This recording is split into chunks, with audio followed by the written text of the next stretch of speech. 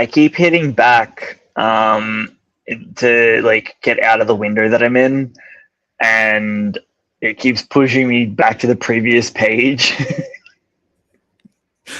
That's why you keep going out and in, yeah. Yeah. Yeah. Hey Yep. everybody, I'm trying to stay as quiet as possible so it's not going to clip all of your audio. Welcome to the ASMR version of Read This Way, Manga News and Reviews, episode 135. Really shows you what a good quality mic can do. Yeah. Yeah. I'm at 30%. This is really bad. How big is this update? Dude, you need to come and join me on the dark I'm side. thinking. Did you see that the European Union is canning Windows? That's funny. Like all the European government PCs are going to be running on Linux within 6 months. They're ditching the contract completely. I mean, well, they're tired of. How is it not a monopoly, right? Well, it's not. It's not even a back door. It's like a front door. Let's be honest. Yeah. Like it's not a monopoly. It's just people aren't willing to go up against it. And the great thing is nobody's taken Linux serious at all, except for Russia. And we all know what Russia are good at. So it only makes sense that they'd be running Linux over their side as well. But it's all free software. This is the thing: is they do contracts back to open source environments. These open source environments get money. They get actual backing to make their product even better than what it is now, and it makes more sense to go in that direction. Like, and because nobody owns Linux, really, they can do what they want. Yeah, it's an open source software. Huh. That's why there's like 82 different types of it. Right. Yep. Yeah. Because people keep releasing their own shit. So, which is fine, which is great. And there's some really amazing stuff out there. But I think the nail in the coffin was when Steam went, yeah, we're going to put Linux on our Steam Deck. That was the nail in the coffin, because that was the bridge nobody was willing to cross at the time. And when they crossed that bridge, everybody's like, nah, I'm not hanging around over here. I'm going over there now. Especially now, I can get more consistent and better frame rate on Linux than I can on Windows. And my computer doesn't sound like, it's trying to take off from my desk. This is insane. How have they been so prevalent for so long? Because nobody knows anything else. Change. Yeah. Humans. Yeah, I know. It was change. Sorry. It was rhetorical. But they're my favorite questions. Did you get that reference? I don't know if I did. That was a Ham reference. Oh, yes. You are right. Yes. Yeah. I'm used to having people quote Brandon back to me. Get used to it. I love him so much. I'll admit, he's probably the best character out of a lot of them. And I think it's mainly because he's the precursor to Rock, I'm guessing. I don't know. I feel like they're around the same time. Yeah. Did he not do Mistborn before Stormlight, though? Oh, yeah, no, you're right. I did tell you that too. Yeah, because it feels like a lot of the characters in the book are precursors or test runs for what happens in Stormlight. Yeah. Talk about a shitty cold open. Sorry, guys. Sorry, the audio quality is a bit average. You know. It won't be for long. Yeah, I know. You'll be back. I'm almost back. I know something like talking about Linux is not the coolest cold open ever. It's been nerdy. But I feel like everybody needs to know about it and shift over to it because it's just dumb that we keep leaning into Relying the on Mr. Gates. Windows. Not even relying on him anymore. Some other douches are hitting it up. Mm. And didn't the Xbox component has been taken over by some rando lady who worked on the AI component of Windows? I'm scared. Yeah, but she seems. I don't know. I'm tentatively hopeful. Hopefully, she just sits back and lets the thing continue working the way it was. She's dropped the price of Game Pass already. Well, that's a no-brainer. That's an easy win. Yeah, I know. All right, 2 seconds. Anyway, yeah. Yep. Ooh, we got a shot of the lovely red mic sitting there. I hope all of our wonderful listeners tonight getting an earful of happiness as we fumble our way through this introduction to the show, because Brad's internet connection / Windows / everything else is not performing the way it's meant to.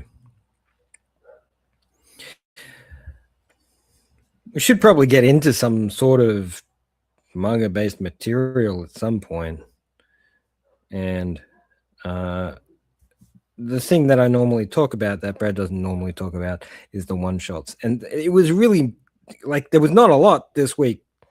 Almost nothing. We had two. We had 2 one-shots. And I reckon we had more new titles than we did one-shots this week, which was a little bit lame. But that's okay. And the 2 that we had were pretty okay. Oh, okay. The Meddlesome Ghosts Love Coaching was a one-shot by Shiramizuzun, which is about a girl who's basically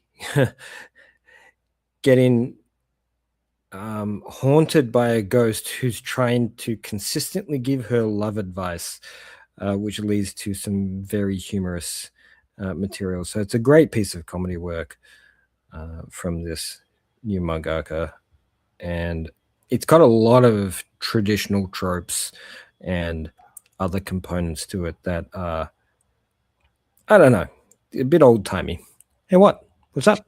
No, I don't know, man. That was really confusing. I swear I came back into this lobby and it was just nothing but me. I'm like, where's Logan gone? Did you go into another lobby, maybe? I don't know. Maybe. I'm here. I'm here now. I'm sorry. Good Lord. That took so much time. I was just having a quick old chat because I jumped straight into one-shots because that's what I do every time you drop out. I jump into one-shots because that's the only thing that I can talk about without you worrying too much. That's fair, because honestly, I caught up with everything but the one-shots. There's so much to goddamn read now. It's stupid. It's really silly. It's really outrageous. It always happens when they start dropping new ones too. Yeah, they're really throwing everything out there.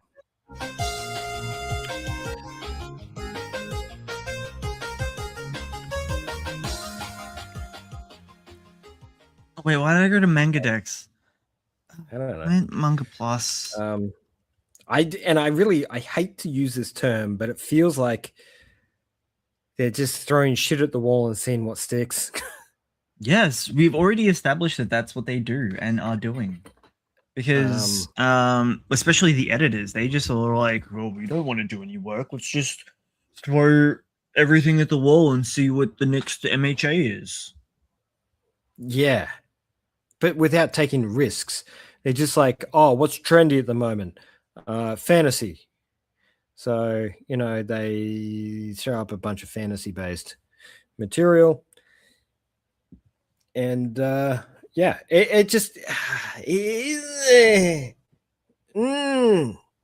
it's a little frustrating because there is some good material in here, but I know stuff's going to be axed when it shouldn't be axed because they're looking for that, you know, that 1 in a million thing that hits at the right time at the right place.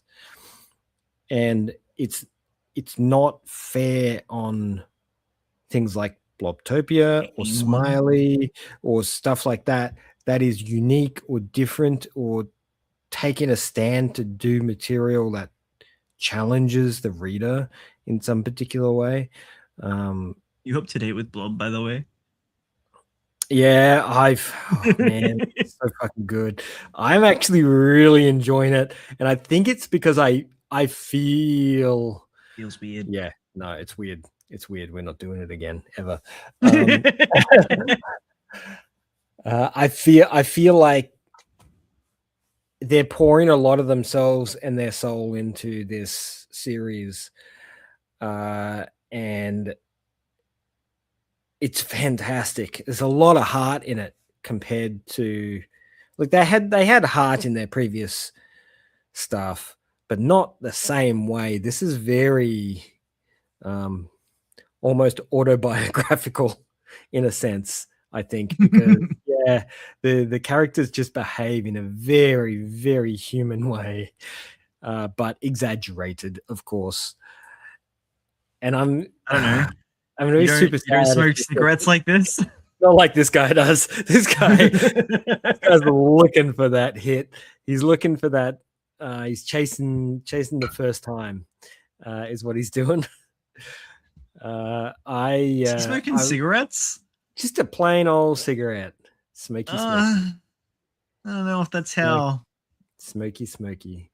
It's a you know, visual representation of what he feels that smoking a cigarette should feel like, until he realizes the level of sweat, pain, and anguish that goes into each and every cigarette. I love it. Oh, yeah, there it is. Yeah. That picture down the bottom right there of him, like, he's like carrying that cigarette on his back. He's like, they cost so much. Honestly, had me in the first half. I'm like, wait, is this is in Manga Plus, right? It's not the main magazine, that's for sure. What kind of cigarette is this? No, it's just a regular old. Well, yeah, I don't know what their laws are on smoking in media, but I think this is a plus title anyway. It is, and also it's a don't smoke, kids. Like it was really, but it was a real reason. It was done in a really interesting way. Yeah, exactly right. So he's gone for that first cigarette in a long time, to celebrate his first paycheck, and it's not enough. It's just not enough for him after the amount of work he did to make that money. And yes, we are talking about a man, he works 13 days a week, by the way. Was it no, was it? Oh, it was 13 days a fortnight, I'm assuming. Yeah. Well, that might be a translation problem, or their weeks could be 13 days long. We don't know. It's a fantasy world. Where is it? Where? See his math? Monthly. 8 hours a day. Wait, was it monthly? Days. Yeah, it was monthly. Whoops. Yeah. So he's worked 13 days in the month. That makes more sense. He's only part-time. Part-timer. Only part-time. So I love the swords, it's always drooling. All the characters in this are just so much fun and so uniquely interesting. Time to smirk. Yes.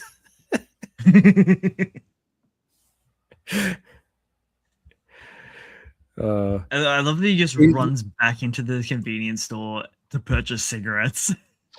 Yeah, his little hee as he runs out.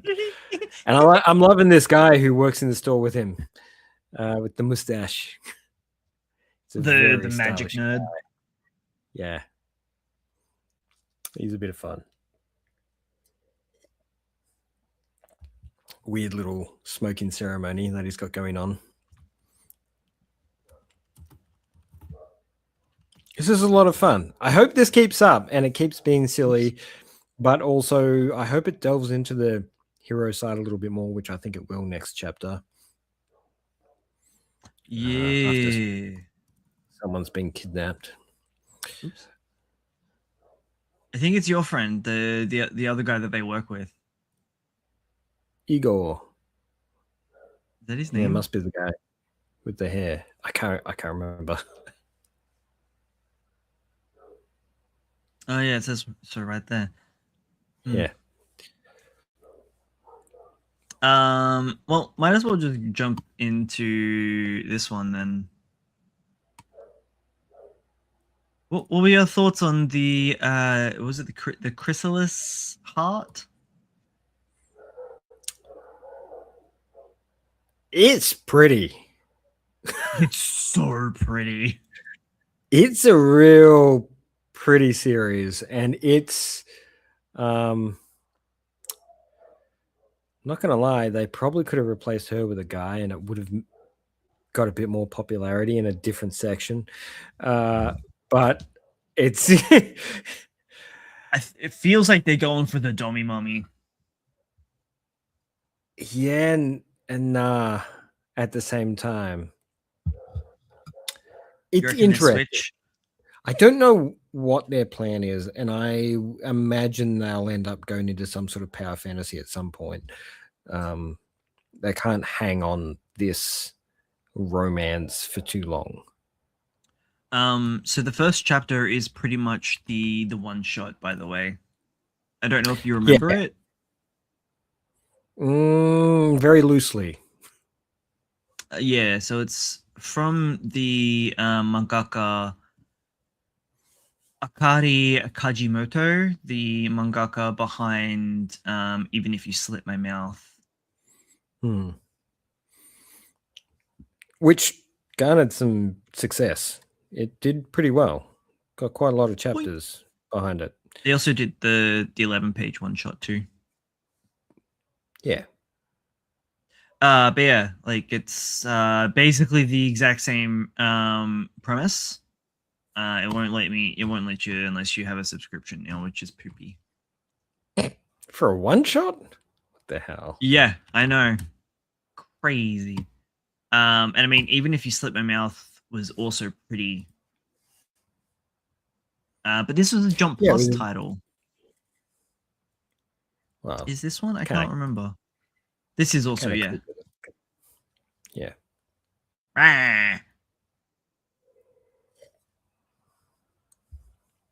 But definitely on a whole nother level. Yeah, you can see the growth in the artwork over the space. They've definitely loosened up and tightened their lines up, but relaxed. You know, there's a lot more confidence in their artwork than previously. Which is good. It's nice. It adds an air of comfort and hominess to the title, which is what it needs. Like a lot of people are insinuating something else, but I think it's got a real homey kind of vibe to it. Yeah, with an uncertain undertone is what I'm getting. Yeah, I think it's just a matter of what this girl was actually intended for and why she was there in the first place. Like, well, I mean, from the beginning, like it was a complete accident that he summoned her. Quite literally only one. Huh? Was it though? That's the question: is how accidental was this, and who was the at one least pulling the from strings? his from his perspective, it was an accidental. Yeah. So this is Chrysal's heart. The summary goes as such: Welcome to the demon world. Meitaro, the rightful heir to the Demon King, in an unexpected turn of events, summons a little human girl to his world. Meitaro names her Bibi and begins to shower her with all kinds of charity, but the original one-shot of the same name caused a huge sensation. A story devoted yet twisted love, brought to you by Akari Kajimoto, author of the one that we already said, even if you saw my mouth. So they really don't give away much. No, which is fine in that synopsis. Yeah. And so yeah, basically he becomes her demon daddy. Probably shouldn't say it like that. Actually, you know what? Yeah. Becomes her demon daddy, because I'm going to use that again in a moment. Well, yeah, okay. at the moment, it's demon dad. Next chapter is demon father, yeah. And they form a bond. What's going on? Why is it frozen? Stupid. Again. I am.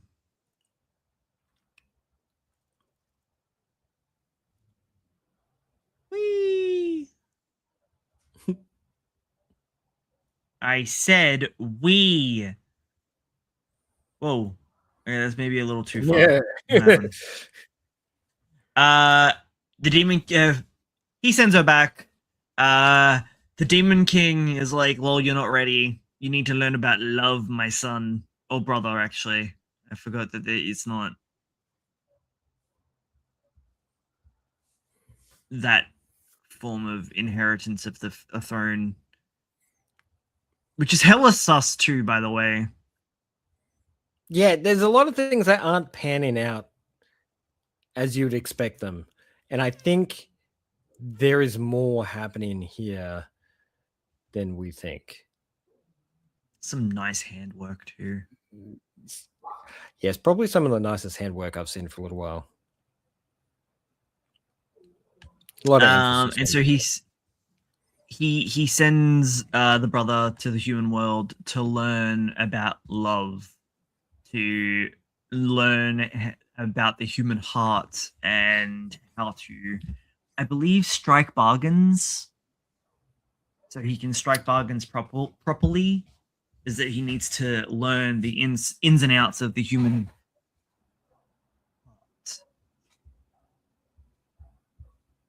heart. Was it in the first chapter that the Demon King starts being all like, "Lol, what did you do, boy? She crazy." Towards the end? I thought so too. Yeah, this cool shit. I think that maybe she is like meant to be the hero of the human world. Oh, okay. And shit's got mixed up because he went summoning people willy-nilly. Yeah, exactly. So she's now all grown up. She's developed an obsession over the years. No longer wants to call him dad, wants to call him daddy. So much to the point where she makes a deal with a demon, but not just any old demon, a demon matching her obsession, and summons his brother, the Demon King. And he's in danger. Maybe.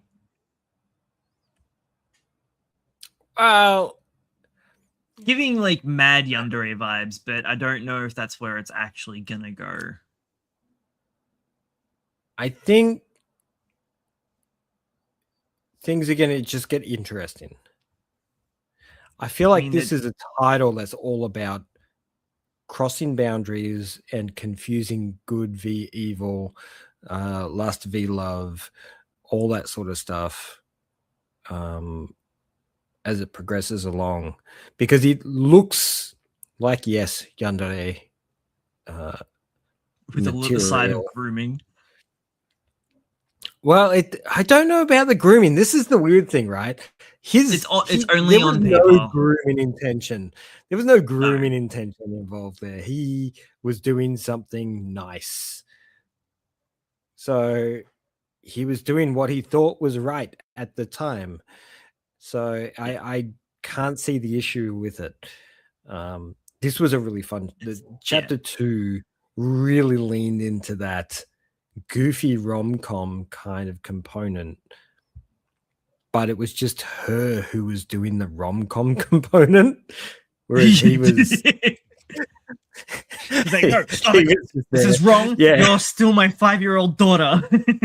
yeah, pretty much. He still doesn't see her as a woman because of the whole idea.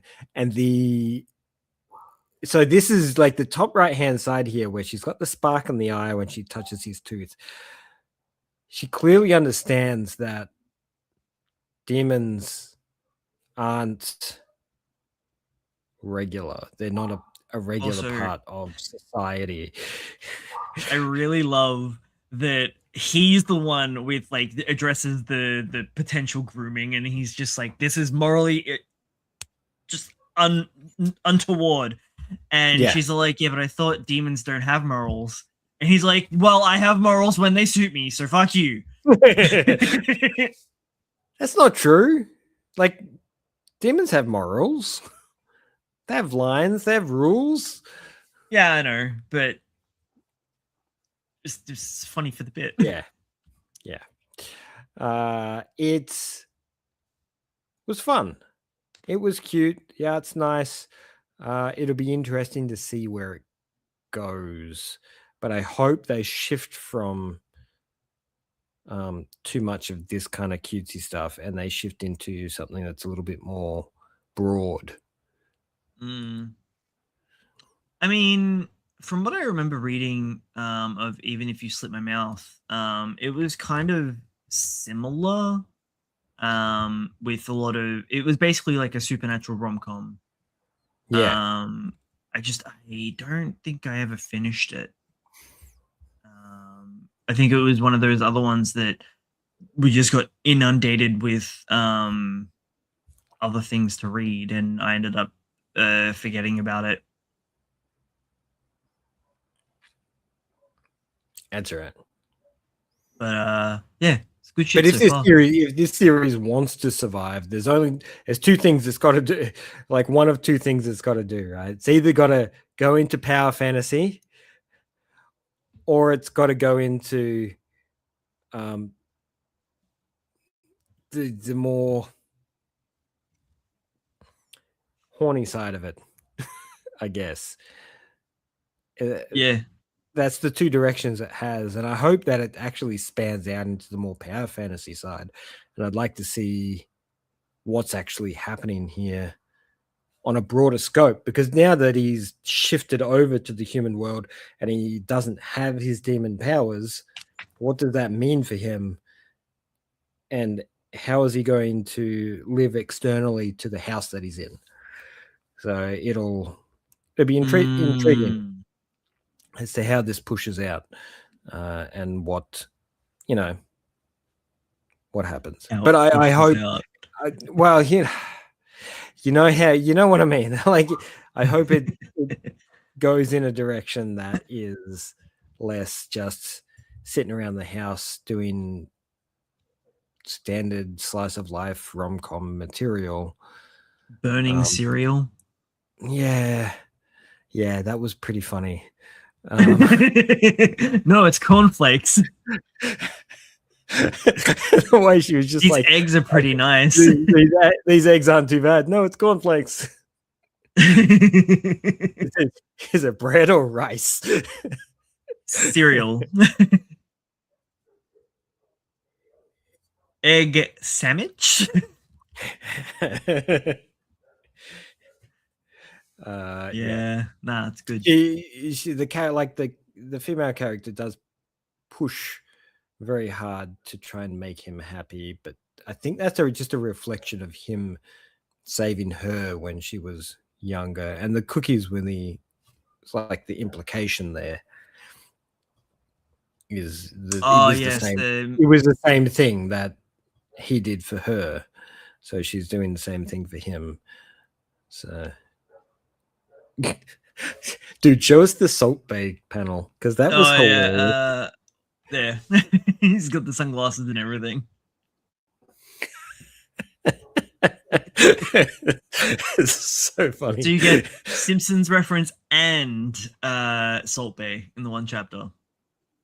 Yeah, it's doing well, and I hope that we just get more out of it. Also, for someone that doesn't want to like give her the wrong impression, literally grabs her by the neck, pulling her in to feed her a cookie. Come on, dude.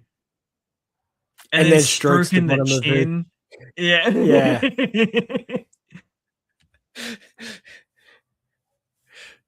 He's got that accidental riz. Yeah. He's the most autistic demon I've ever seen. Yeah, and of course, then when he eats it, he's just like, "This is disgusting. What are you doing?" And she's like, "No, it's sweet because you made it." Yeah. Bro needs to he needs to get out of that house ASAP. Honestly, scaring me. Learning things about myself that I'd rather not.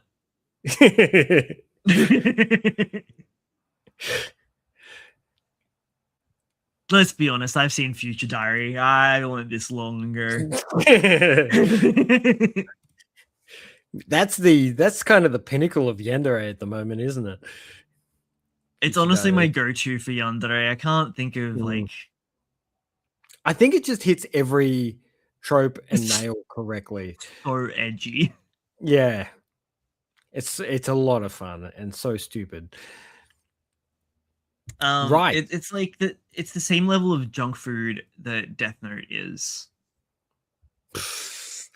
I'll be honest, I put it up much higher than Death Note. Way higher, because it doesn't take itself seriously. Like, are you kidding? You think Death Note takes itself seriously? They play tennis, Sherlock Holmesing. Oh, Kira would be the one that would get me to do this. Oh yeah, but he thinks I'm Kira. And they're like, and then like later on, the level of full sheer buffoonery around their Sherlock Holmes Moriarty routine is like yaoi levels insane. Yeah, stupid. I'll take a potato chip and eat it. Like, no, that shit is edgy as hell, dude. So stupid. The light novel takes itself seriously, but it's also a really fucking well written light novel. Yeah, well, not written by the same dude, so. Right. How'd you go with this one? This was fucking dumb. Tell me. Did you read every single page? I absolutely did. It was so much. I was reading this. I'm like, fuck, Logan's gonna struggle. This was a fucking novel, man. It was insane. For something that was a gag series. Like, it's... You remember who this is, right? This is Mr. Gintama himself. Yeah, but it's just so much talking. Honestly, I'm here for his talking versus this talking. This talking was so boring versus this talking. Oh. So Nah, miss me with that bullshit.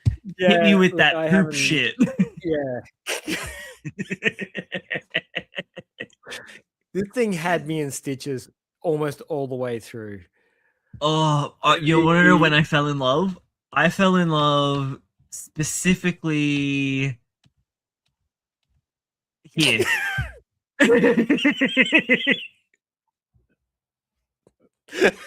30 pages in is all. I was like, yeah, okay, you got me. You got me. You Followed got by me. this smooth shit. Only to fuck it up. And then it's the other dude square in the face. And it's just, it is slapstick comedy at the absolute best.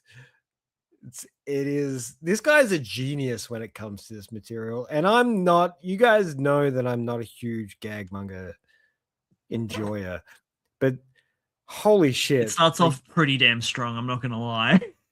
It is perfection. His timing, It's like high fantasy. so good. Yeah, you get He that utilizes real those page high turns fantasy. like I love that. Like I'm reading it, I'm like, oh man, this is gonna be a cool high fantasy like material going on here. And you go from the one scene is like, I see this light in a cavern, and then you turn the page and he's coming out of a fucking toilet. Now, it didn't occur to me, but the Demon Lord swapped genders. So Yes. the original Demon Lord realize was a dude. The clone is a chick. I didn't realize the clone was a chick. I just thought it was another dude. It took me until he said something.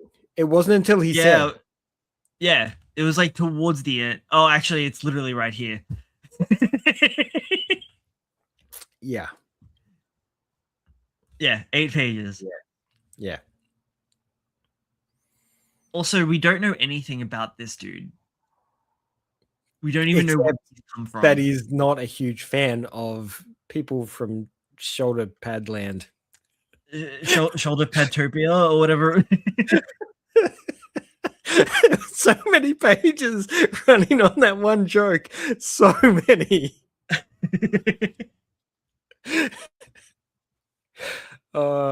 It's so funny. This is ridiculous, and I know that it's absurdity humor at its peak. But it's just it has a story that you can grab onto at the same time. Like this is how he operates, right? He takes what you would assume would be a serious story and he just adds all this humor to it and continues that serious story with all the humor. Like this could have been written straight. Like this story could have monologue. been Immediately cut off by excuse me, can you just like back off? I understand you want to introduce yourself, but can you maybe keep it brief? Like, come on, lady. You've been yammering on for a whole page. Oh man, it really struck me as something wildly different than shoulder pad fighting. Isn't that probably how you greet people from where you're from? And you hang your clothes in the closet with the shoulder pads sticking out. Yeah, and people holding on to their shoulder pads. Oh, so much fun. So ridiculous. Also, she's not regular clumsy. She's stupid clumsy. Like she would just trip over a piece of carpet on the carpet. Okay, you know what this is giving me? It's giving me Golden Boy. A little bit. Like the how'd you like my swimming? That's her. Like, yeah, she's trying so hard to impress that everything she does just hits a wall, and it's like it's the worst. Also, the audacity of calling her little demon familiar ghost sperm. A dead swimmer ghost. That's what it looks like. No, man, you need to see a doctor. Oh man. I mean, I kind of God, see it on the side. This is going to be animated ASAP. So once they hit I think once they hit 60 chapters, they're just going to go, we're animating this. Man, it's so good. Yeah. And I love the build-up of him being this like super tough delinquent, only for it to be revealed that he just, has a beast inside of him that needs to be let out. And what is that beast? That's what is that beast? It's the irritable beast syndrome.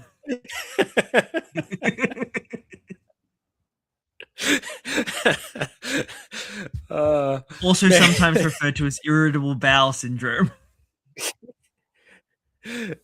Is that dude's hair is just wild as hell. Which one? The one that's meant to be him. Oh yeah. Also, I love the fact that even the drawing style is different. Don't bring up the art style, Durgo. That's insulting. Come on, man. Little fourth wall break. This was so dumb. It's perfect. Perfection. And yeah, I love how edgily everything's being talked up. But he's just taking a shit. Yep. Yeah, the beast inside is just him wanting to take a dump. Until I thought this this was really good. Yeah, this is where it kind of takes a fun turn because it then extends back into the fantasy world component. Which is cool. I hope more of this happens as we prod along. And the twist of the Demon King being the mark is kind of cool. Yeah. So edgy. Yeah, that the scars on the top. It's him. It's him. That scene of him just sitting on the shitter with all the dead goblins around him is so good. He also he gets to kind of have his cake and eat it with this one, but obviously nothing's gonna happen to him. He's too powerful, especially if you interrupt his poop. Yeah, desperation will set in. Also, they're just goblins. Yeah. I love the melon bread with the wig. That was so weird. But yeah, no, the Demon Lord Commode was excellent choice.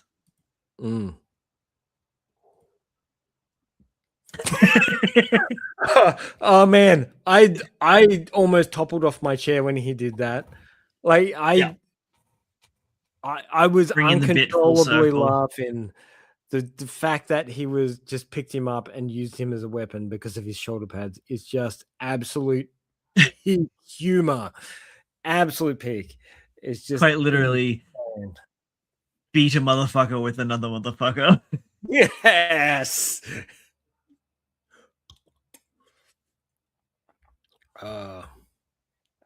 We all expect big things, hey? Yeah. Man, he must have been... This one was kind of boring. Yeah, well, we can ignore that one. He must have been sitting on this for a while, and he must have been running through revision after revision, because could you imagine following up Gintama? Yeah, nah, I'd rather not. Yeah, it's like one of the most popular series around One Piece. Like it throws so many other series for a loop because it's so popular. And we can see why. The guy is excellent at timing and all the other things. Like his exposition is really well timed and done in a funny way compared to just dumping it out. It's a masterclass, man. This first chapter is a masterclass in how to produce funny material. I loved it. It definitely took me by surprise. Because I didn't realize it was who the mangaka was initially either. Same. It wasn't until I got towards the end and I'm like, hang on a minute. Who was that? that hit way too quick and too fast. Who was that?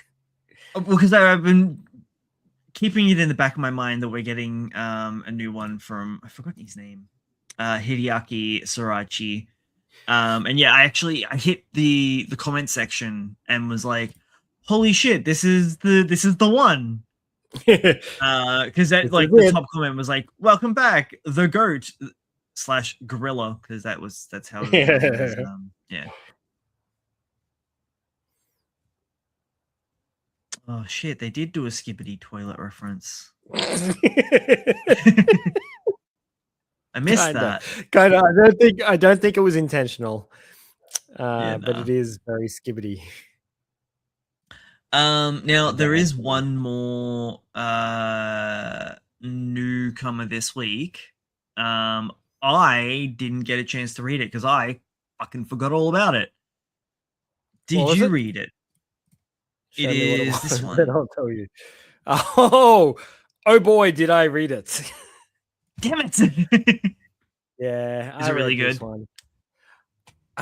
It is.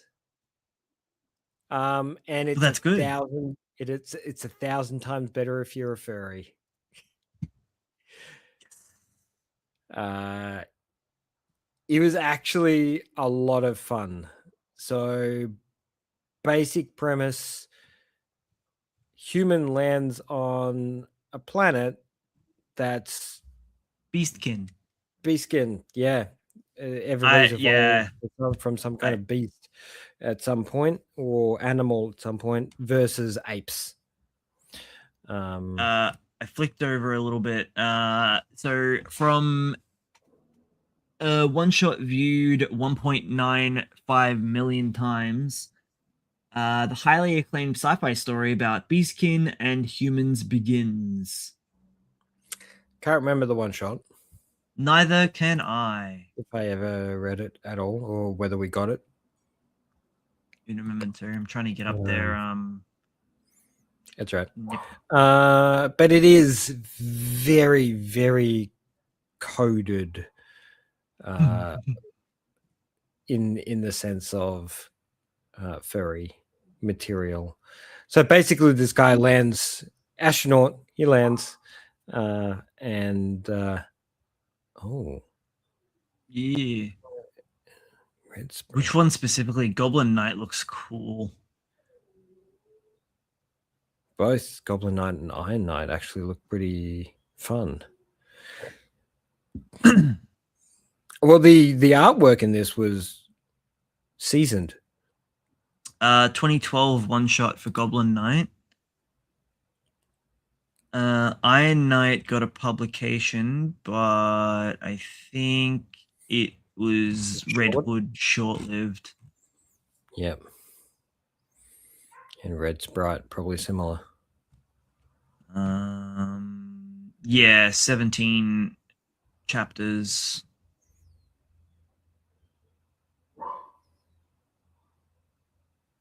Okay. Confusing. So that artwork is spot on. The artwork's spot on. It's really good. This is not going to be for everyone, because Only men of culture. well, no, not at all.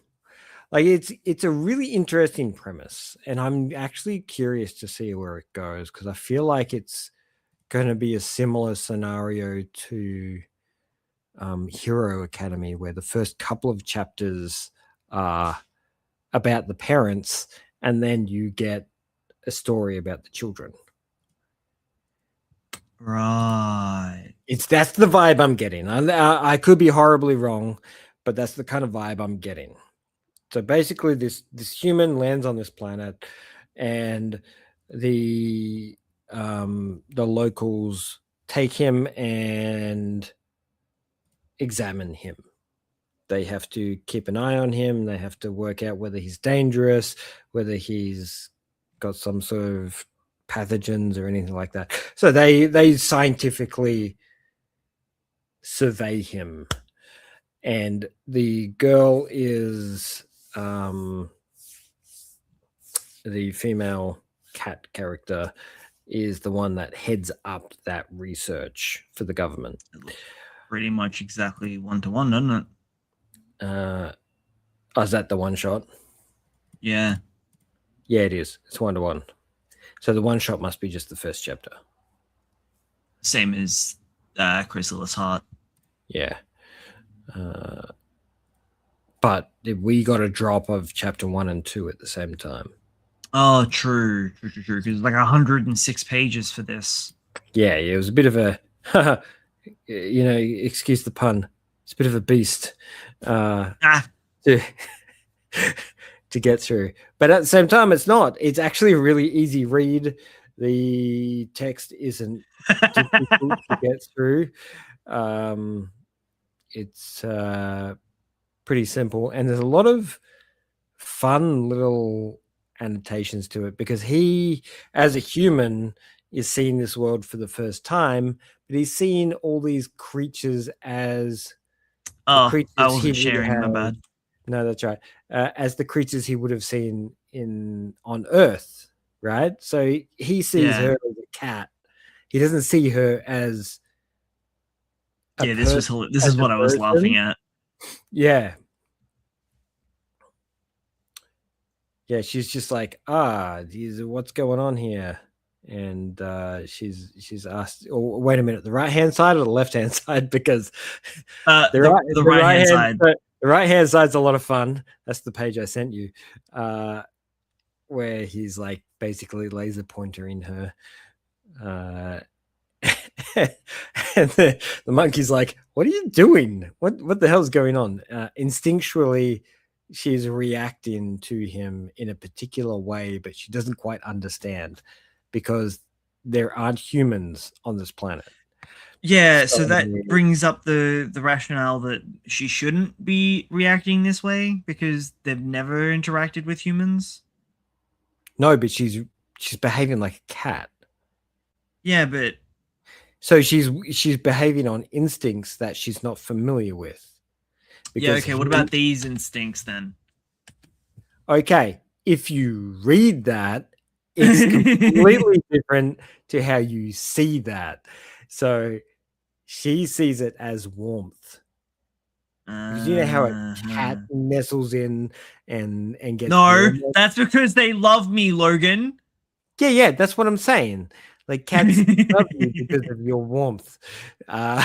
Shit. And it's the same thing. This is what's happening here. It's not some sort of sexual annotation. It is the fact that she is unfamiliar with the warmth that his body is outputting, because as humans without fur, our bodies just naturally output a lot more heat than what fur-based animals do.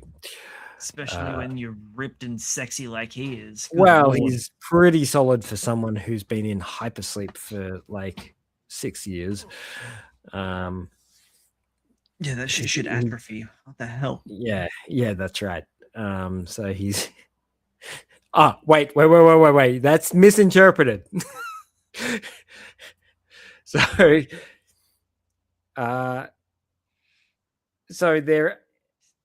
he's what they call a Hito. So they've named him Hito. That's his species that they've specified him as. And Hitoma are people who are obsessed with the Hito. And it's kind of like I wouldn't say a fetish as opposed to a curiosity surrounding the human as a human. And he's tapping her on the arse, isn't he? no, he's scratching her in that spot just near the tail. You know the spot. It literally says tap, tap, tap. Yeah, but you know the spot. You got cats. You know the spot. So he's scratching them, but he's doing everyone. He's not just doing her. He's doing everyone. Yeah, Betty is dirty slut. He's smashing them all. But the funny thing is he's just taking it as it comes. He's just kind of like having a little bit of fun with it. He's accepting everything they're doing. He's taking it all on board. Eventually, they start handing him written materials, and he starts to learn the language. That's where the important part kicks in, where he starts to learn the language, and then he starts to be able to communicate backwards and forwards with them. Now, he can't vocally communicate with them because we don't have the vocal cords for it. We can't communicate the same way they do. We physically don't have the facility. So he has to use written word to get information across. And that's where things start to get a little bit more interesting because it becomes more political. Suddenly they realize that the Hito is much more advanced than they are, and because their social structure is based on the weak get eaten kind of mentality, they're like, nah, we got to kill this dude. Oh no, he big scary. He big scary. Yeah, we can't have him floating around. Oh, we can't kill him. So no pathogens, harm. We gotta get rid of him. So it's Beastars if there was a human. Yeah, kind of. It definitely is pulling quite a bit as an from alien. Beastars. It feels like there's pulling a few from Beastars with the whole lion being the top of the food chain and stuff like that. Yeah. This was a very engaging material. I actually really got sucked into the world on this, and the fact that the people on the world were scared, like properly scared for the people on their world, and that the only solution they can think of is to delete. Death. Yeah, to delete the creature from existence in order to save the exact same thing we would do. Right? I was about to say, for something where there is no humans, they're certainly acting a lot like humans. Well, exactly. They're behaving exactly how we would behave. And it's great to see because haha, funny alien gray man. Yeah. Oh, kill it a lot. That's exactly right. And it's the same formula. The difference is where the alien, and he's on an alien planet. But you know, as it progresses along, he gets to communicate with the professor, which is the baboon, and he also gets to talk to Tonelico, I think her name is, who represents the government side of everything. So the baboon is the educational side, and she represents the governmental side. So yeah, right. She oversees all the materials that's happening. Tonelico is her name. Because she's a calico cat. Oh, I imagine that's the reason that they came up with the name. Yeah. I don't know, hold man. that lion. There are two lions inside each of us. But basically, she then defends him and releases all the information the government didn't want the public to know. She announces everything. So this whole scene is the lion just like trying to break out and attack them essentially because they were trying to release the information that they didn't want the public to know about. Was the fact that the human wasn't dangerous. Whereas the government's Wow. like, the human is dangerous.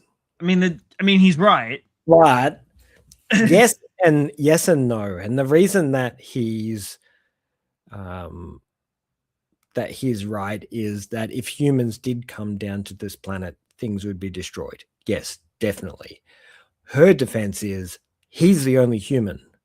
And he will be the only human because he is like friggin' 60 years from the planet in a direction they've randomly selected because they've selected a whole bunch of different directions to send people out into. So he has no way of contacting So then what's the point? Earth. Why were they sending people out? I'm assuming we'll find that out at some point if we haven't already. Surely enough, there'll be some information later on. There is a little bit of material in there. Like they sent them out because, well, it could have just been straight up exploration. You know, they're going out and exploring, and but a one-way trip. Yes, maybe. I mean, maybe humans like Earth is doing just fine, and then we're just exploring. And yes, it is a one-way trip, but it's not a bad one-way trip. Like he got a good deal compared to probably many others that did not. Okay, so he eventually becomes able to slightly mimic. And he's got this really sort of cute tone where he mispronounces everything he says.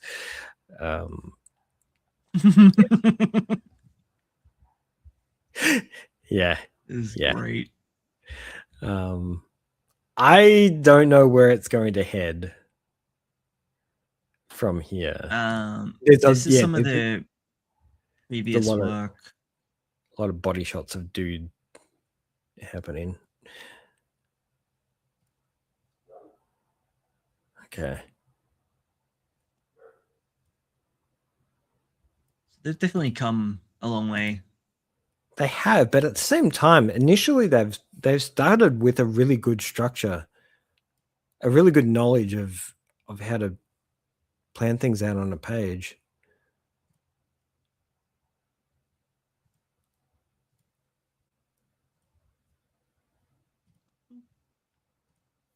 Like they've definitely taken a step back and said, "Hey, ease off on the complexity of the page. Let the page settle in, and let people understand what's going on." Yeah. So visually, things look smoother and simpler and easier to understand, which is great. I found it very, very, very easy to read. I love the next page, by the way. Is so good because it's the first sort of indication that Tonelico is like 100 obsessed with this guy, like 100%. Are you sure we need to take so many photos? Yes, it's sure. It's for research. Research. Yeah. Research.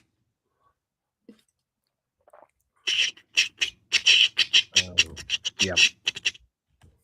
And their technology seems girl. to be kind of 1920s, 1930s sort of area. They have a very good understanding of their past and how they came to be and who they are versus us, where our past is an absolute mess because certain religions destroyed everything. Whereas this is like as you can see, there's a page there with a whole bunch of different species coming together in the one circle, and they're like, we fight each other, and eventually they're like, nah, we could actually just ignore each other and just go, hey, we don't actually need to do the killing side of things. And eventually they just work themselves out in certain areas and certain ideals. And of course, not every species on the planet has a bipedal version. Like there's 8 variations of species right. there. Whereas, there's still mice and there's still other creatures floating around. So carnivores still had animals to eat, and herbivores could till the land and do all that sort of stuff. So it's kind of a cool concept where everything's settled in to an environment, unlike something like Zootopia or something like that, where everything evolved to be to that point.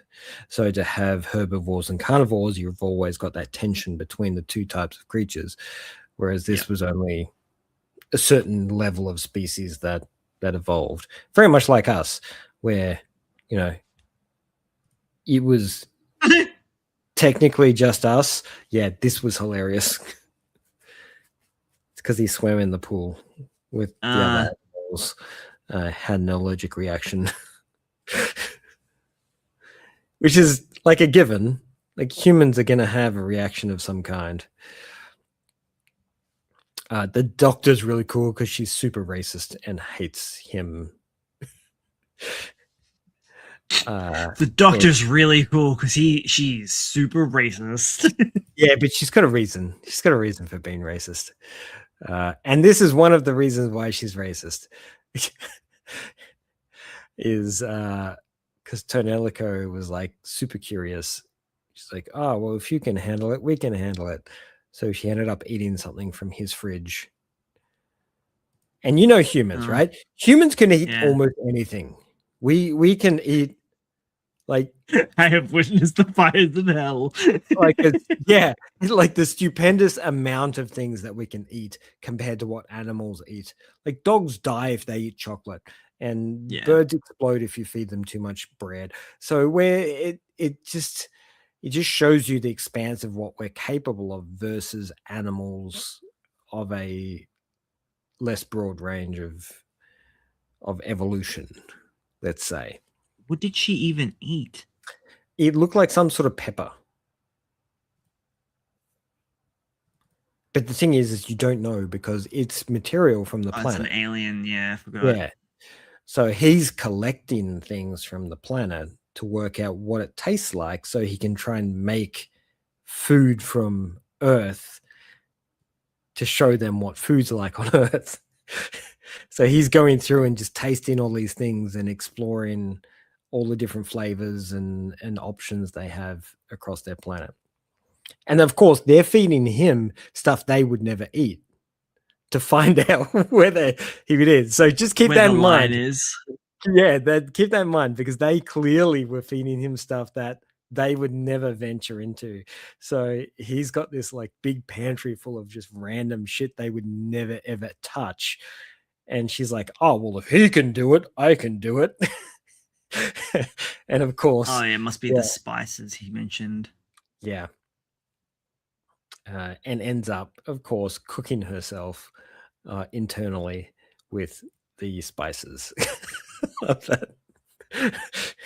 I've witnessed the fires of hell. And of course she has to pass the fires of hell before she gets better. Is it this? Yeah. I feel like this is going to be really good. If it continues, I feel like it's got a lot to it. And it's got a lot to do with exploration and understanding and expanding on ourselves internally. Yeah. I mean, all of the furry stuff and alien stuff generally is us just holding a mirror to ourselves. Yeah. Whether or not it's like,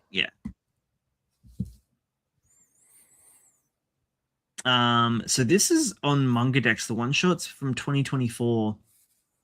And it's got overwhelmingly like high rating. So majority of it of its votes of its what is it 9,000.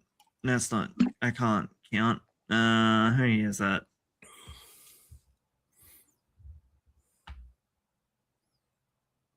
It's like 2,000 votes.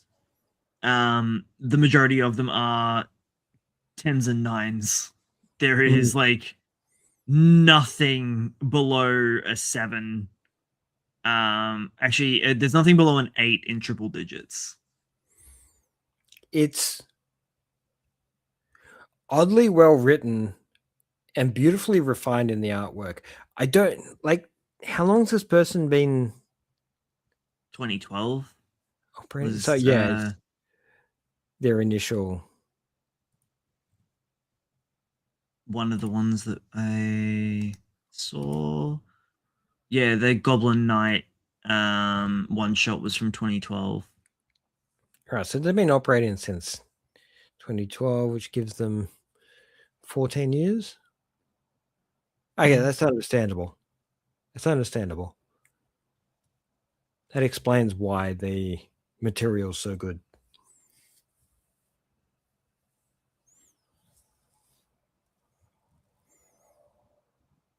I hope this continues. So, This is a lot of fun. Had 2 cancelled series, like only hitting the 14 chapter mark or thereabouts, and a few one shots. Ooh, what the heck is you? That's awesome looking. You found some magic. I did. I don't know what it is, but it looks cool. Oh wow, it's completely different to what we were talking about. Go for it. Yeah, I don't know. I just found it on Manga Dex when I was scrolling down. Looks almost like maybe Ghost in the Shell-ish, but like with a completely different aesthetic. I don't know, man. I don't know. Yeah, that is weird. Oh, I think this is a Chinese comic. Yeah, it's on Bilibili. Yep, that'll do it. Post-apocalyptic. Oh, post-apocalyptic. Don't know about that.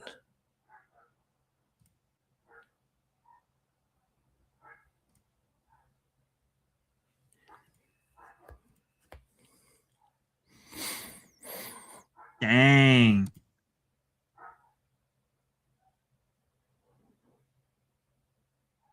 Is it all full color? Yeah, everything will be. Huh. Yeah, Chinese comics are in full color. If you didn't know. Just putting her in the trash. Go in the trash.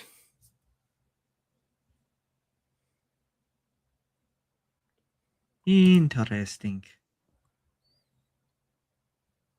This has webtoon written all over it. I'm good. Kind of, yeah.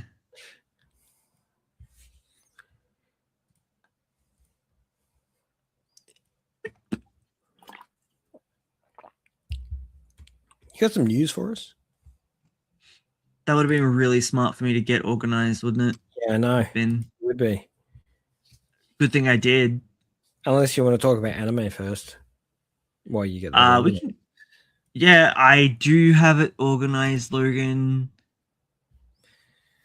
What do you take me for? Did you want to talk about the anime? We can talk about the anime there. For unrelated reasons. Unrelated. Okay. So we will start with the Damon. Actually, just real quick, I just remembered because one of the tabs I had open from last week. So I am up to date with the Invincible. What's the new one called? Dang it.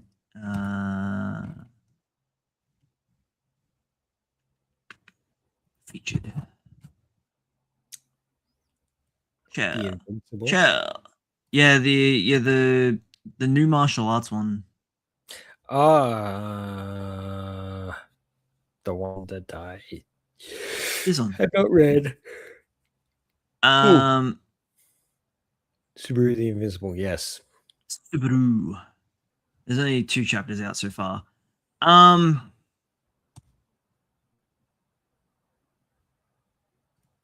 of morbid curiosity, I decided to check out the was it Abyss Rage? Yeah, Abyss Rage. So after I finished reading this, I was like, all right. He wrote a manga, goes for like just over 100 chapters. I'll check out the first like as much as I can on PC, which is like maybe 6 chapters. Yep. Is it edgy? Hell yeah. Super edgy. Oh my god. It's literally Daredevil martial arts. Like dude is clicking like a bat every other panel. Honestly, way more interesting than what's going on with Subaru. So far, Subaru's got nothing really going for it. We've got this dude explaining to him that, hey, it's not all bad. Like, yeah, you might be the strongest in your age bracket, but you're about to get out of that age bracket, and there are geniuses coming into the world every couple of years. This is so much like this trope. The genius trope really angers me. I know it does. It really does, because it just doesn't make sense. But we've argued about this, Logan. Some people are more predisposed to certain things. No. Yeah. No. I didn't say that hard work can't overcome that, but some people do find shit easier than others. Everybody's wired differently. Yes, exactly. But to label that as genius is not. What else could genius be then? Here's the thing, right? Genius doesn't exist. But it does. No, it doesn't. We made up a word. We made up a word for something we don't understand, and we are grown-up adults now, so we understand that there are different people that do different things. And to say the word genius is just undermining the hard work that's involved and that happens in order to progress and change but some people dynamic don't in the hard work. That's the whole thing of a genius. Some people are just naturally gifted at finding their one thing and then being absolute dead shits in every other aspect. Mate, I've worked with doctors. They are fantastic. Dumb one thing. Shit. Yes, exactly. That's a genius. No. That's an autistic person. Same thing. Is it? Yeah. I'm just saying that someone who becomes obsessed with something does not make them a genius. Hang on. Do you feel that like genius is like a multifaceted, that they're good at everything? No. No, I know genius is refined to one particular thing. They're like, I'm a genius at the piano, or I'm a genius brain surgeon. But if you ask me to operate on the liver, I'm fucked. Yeah, I get that. I get that's how that happens, but it's not due to them genetically being a fucking genius.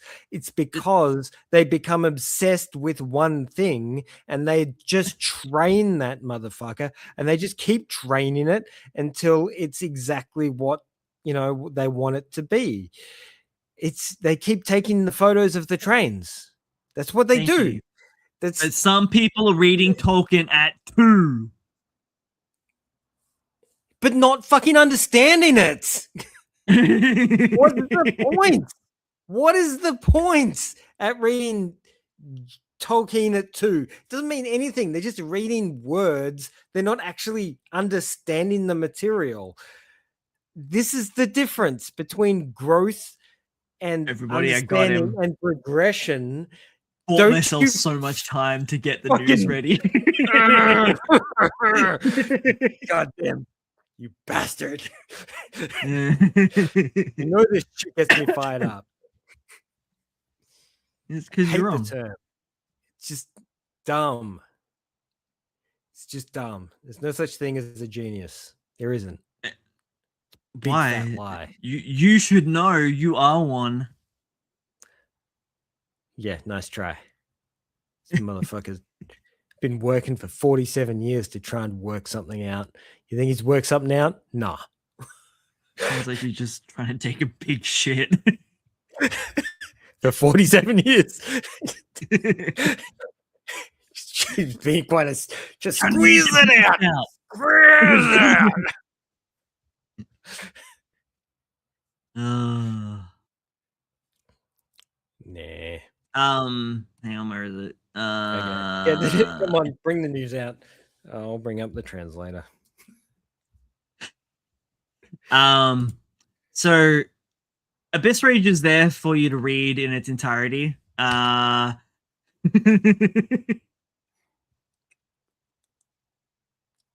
love the fucking, it's so dumb.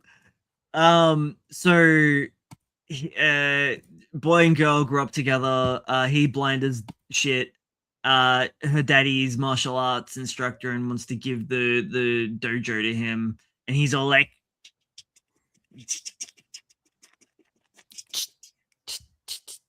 So he uses like echolocation. echolocation to poke people in the eyes. Got it. Yeah. And everything seems to be going really good. He's getting I actually really thought this was kind of funny. So they're doing the echolocation Daredevil thing, and he's like, "Lol, this next one won't be so easy. How many fingers now, kiddo?" And he's like, "I got this. 11." And you as the audience are like, "This dumb motherfucker, that's clearly 7." Dude, that was 8. Shit, you're right. The girl had 4 fingers up behind him. Hang on a minute.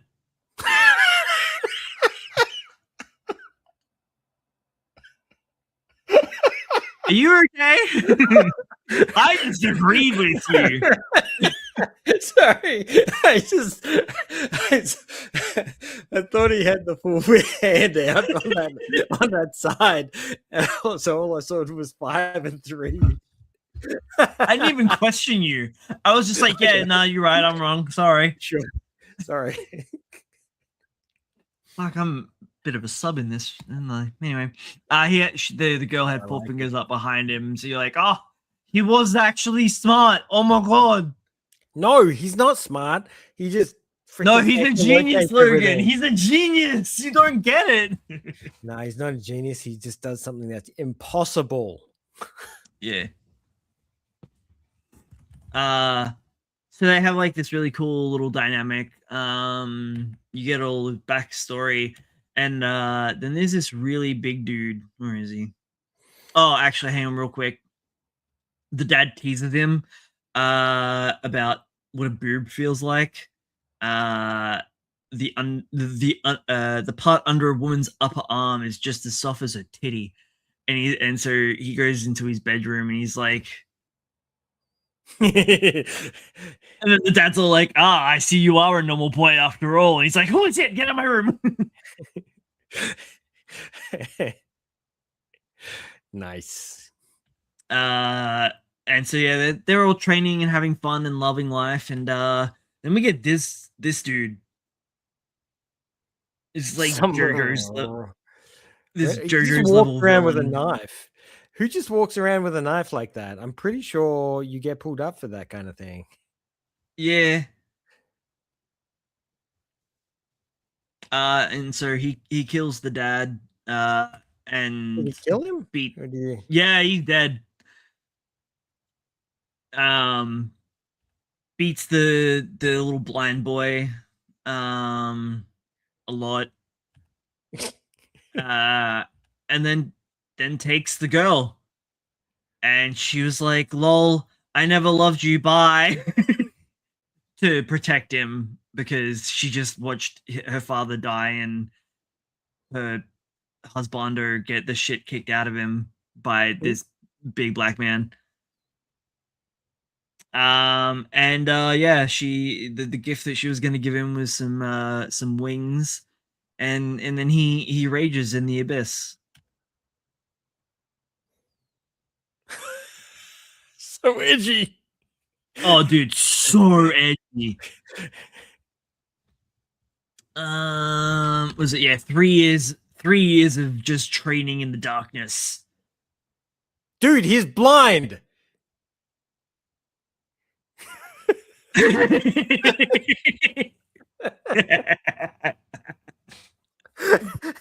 you see what I did there, Logan? They could have just had 3 pages of just black. Like, I was training for 3 years. Look at this dude. He's so just it's weird. Dude lives in the abyss. Dude is the abyss. So the whole premise, right, is he's chasing after this big naked black man who's weirdly enough yeah, no, can't see clothes when you where was it? So basically the villain has bought an old prison on an island and is like making a whole bunch of people like death game. Okay. They have free time where if you rack up 100 kills, you get your freedom. There is a catch. The catch is you have to fight the big black guy. I don't know if they gave a name actually.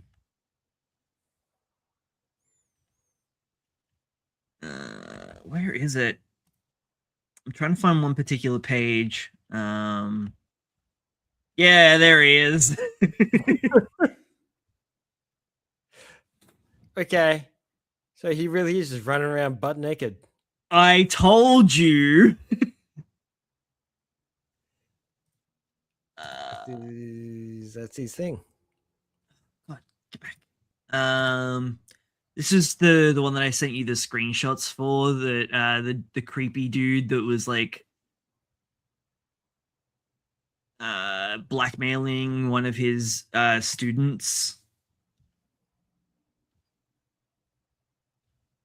Yeah. Ah, is that what that was? Yeah, he's a real creep. So this is the first one that you find out that there is that you don't just get your freedom at the 100 kill mark. You have to fight him. Man, the artwork has taken a dive. What chapter is this? 6. 6. I think at this point they were struggling. They went for another like 100. Well, they must have worked their way through. It's just their foreshortening is way off.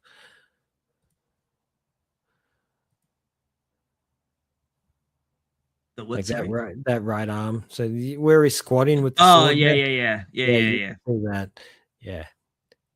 He still does the weird veins though, like even in the new series. Yeah, he's got the. I don't know. It's a personal preference, I guess. It's a thing. I mean, like this guy's also like, oh, my abs are so good, you'll never pierce them. And he's like one kick, and he's like, oh my god, he took a kick. I'm so happy. Lol.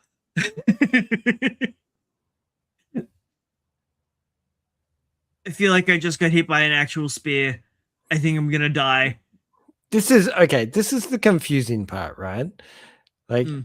I don't care how much of a genius you are. There are just people that are physically built to handle something like that. And this dude, he's physically built to handle something like that. The one that's not handling that. Yeah. Like, you can't just go, oh, it's like a spear. Nah, it's not how that works.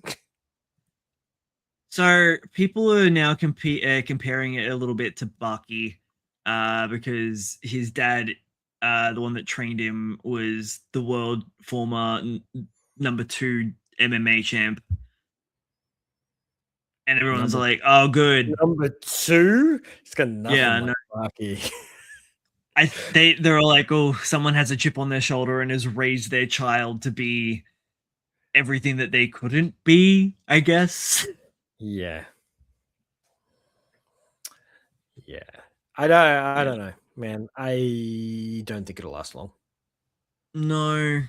I'm kind of surprised We need that a martial arts series that does.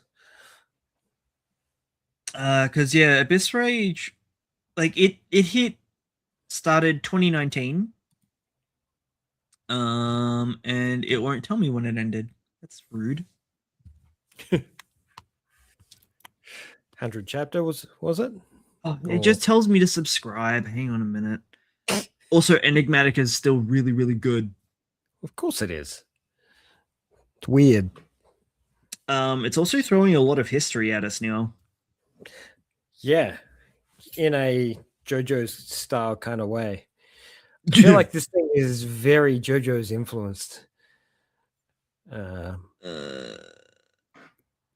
92 chapters, sorry. Oh, well, actually, okay. So it says 98. I'm assuming there was a couple of 0.2 chapters. So it ran for just over 2 years. Finished up. Started in January 2019, finished in Feb 2021.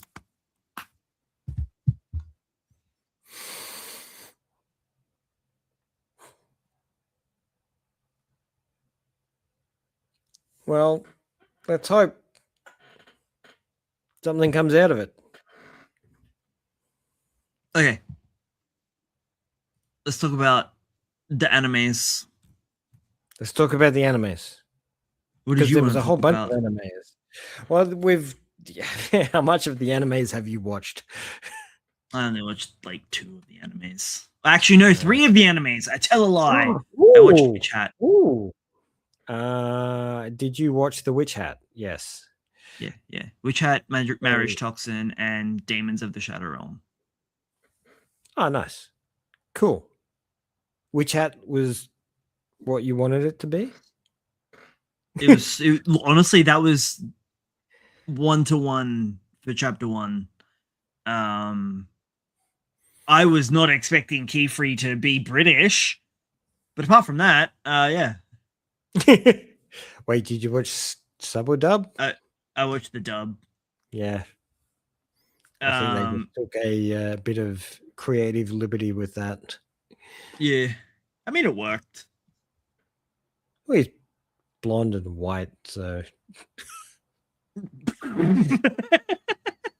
could be a whole bunch of different things, right? Sure. Sure. Yeah. Why not? Let's do that. Yeah, it was good. I hadn't read the manga, so I didn't realize it was so shonen. Yeah. Like, it was just straight up shonen. I thought it was going to be slower. Nah, it's shonen for girls. Is it? It's just shonen in general. Like yeah, but it's sure, the pro tags the demographic is more kind of targeted towards, like, it's the shonen formula, but skewed a little. Okay. I don't think, like, I think a lot of the classifications don't really mean much anymore. No, like, I there's a go lot on of more bleed over. beats. Yeah, I go more on beats than I'd go on anything else. Regardless of what magazine they're in or anything like that, it doesn't matter. I think story beats are the important component here, and to me, it felt, it felt like a straight up stock standard shonen intro. Yeah. Along with killing your mother. What did she kill her though? I mean, maybe. Maybe. We're not sure yet. Maybe. Well, maybe. Is it still the thing? Is it still the objective? Where the fuck am I up to? I'm up to volume 8. And she definitely forgets about her mum for a little bit, being swept up in magic, but it's very much so like she's got to get to this point before she can be taken to here, so that they can even start looking at unworking the magic. Yeah, if that is even possible. But it's still the objective. It's still the. It is, yeah. So there's two driving forces, which you probably would get from, yeah, no, definitely from what is set up in episode 1. Coco's primary goal: make mum not rock. Yeah. Also in the manga, because obviously everything's black and white, I just assumed that she got turned to stone, but in the anime they went for like ice crystal, because everything seems to be elemental up until completely. I mean, Earth is still elemental. But anyway, yeah, I don't know. I don't know if it was ever specified if it was ice or if it's like a crystal or what's going on there. Actually, no, it was more. It was more crystalline. I mean, technically, ice is a crystal, so yes. Yeah. Yes, Bradley. Yes, Captain. Specificity. Specification. Specificity. Specificity.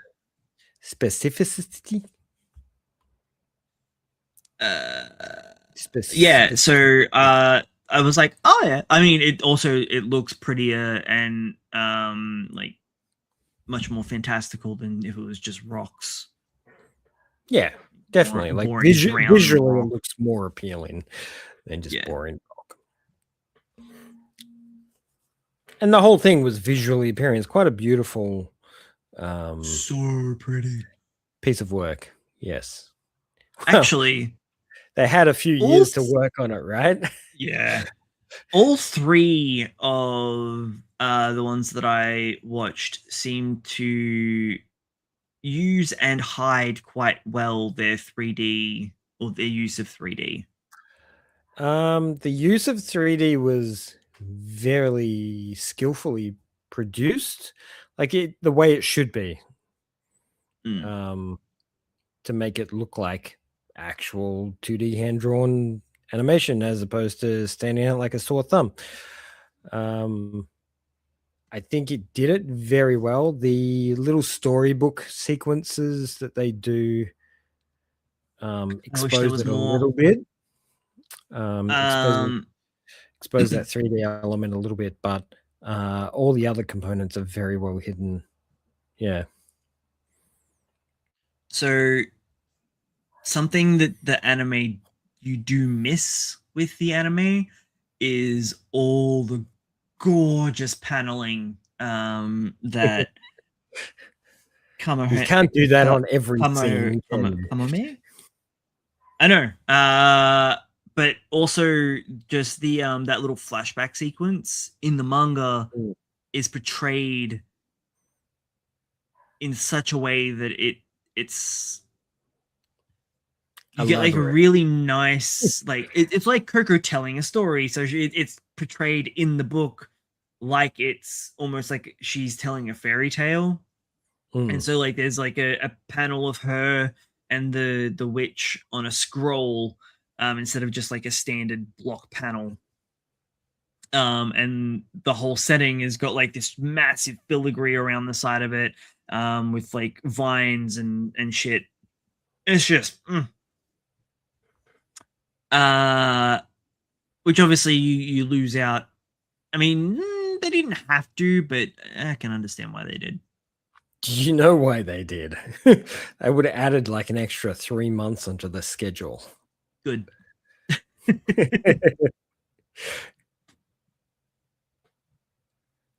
Yeah. I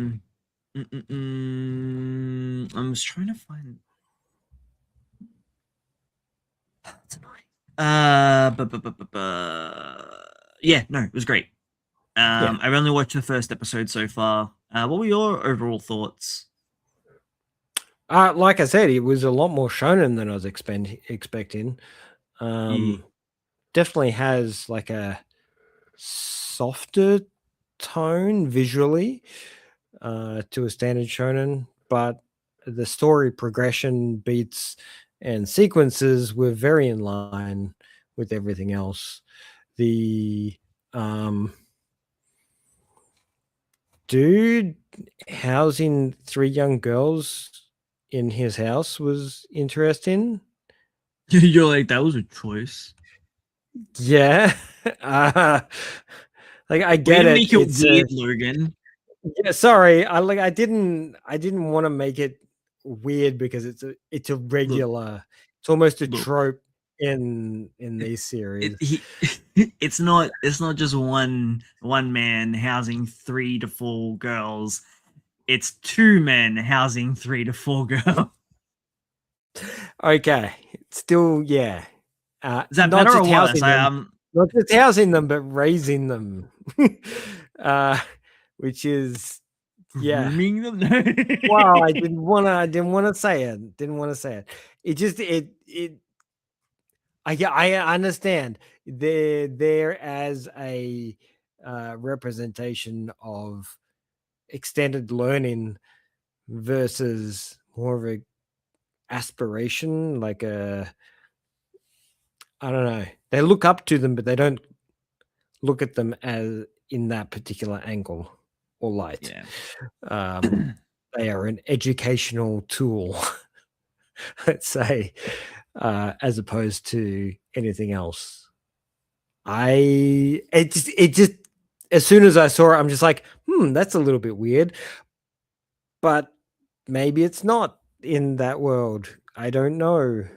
For a dude to be raising 3 young girls in his house with no supervision. None of which are his. And he's a somewhat charismatic fellow, is he not? Yeah. Yeah. See if I can quickly find the page that I was talking about. Yeah, here we go. This here, look at this. Look at that. Yeah, look, we do miss out on that sort of material, but that's going to happen. Like the artwork in general, like he looks actually a lot older in the manga than he does in the anime. Yeah. Like he looks like he's in his 30s there, right? To be fair, Coco looks like she's like 7. I would have said 12, 13. No, in that panel she looks 7. Yeah, she really does. Like it sort of mixes and matches. Yeah, look at that gorgeous. Why didn't we like? I can understand why they couldn't animate that, but they could have done something. Yeah, look, it is gorgeous, but it's really hard to like.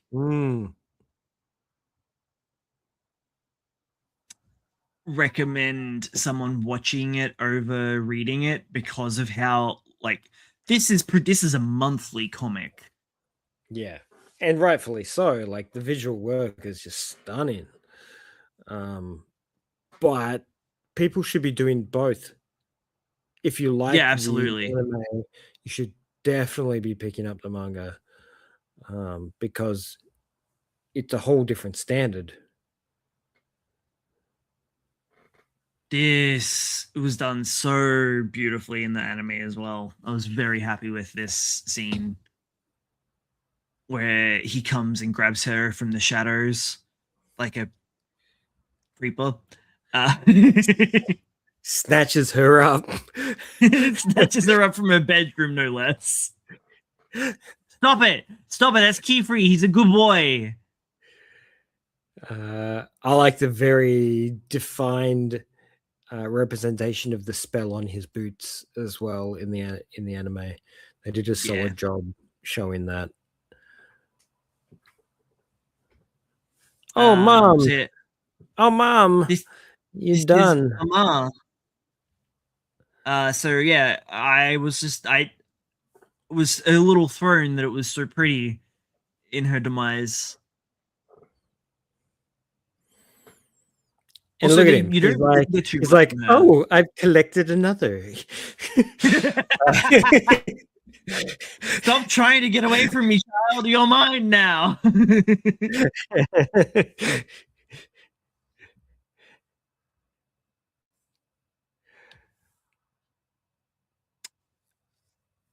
You know, the way that it ends is basically the same as Gurren Lagann.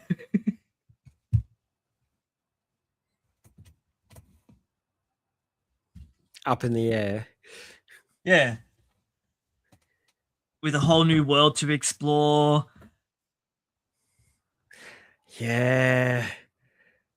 The man, daddy figure.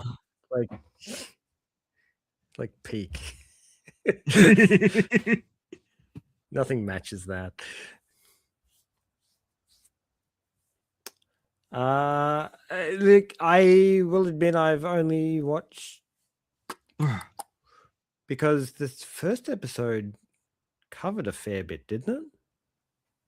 Was it? Oh, yeah, maybe I did watch the second episode. It literally ends at the same point of them up in the air being like, I did watch the second episode. I did watch the second episode,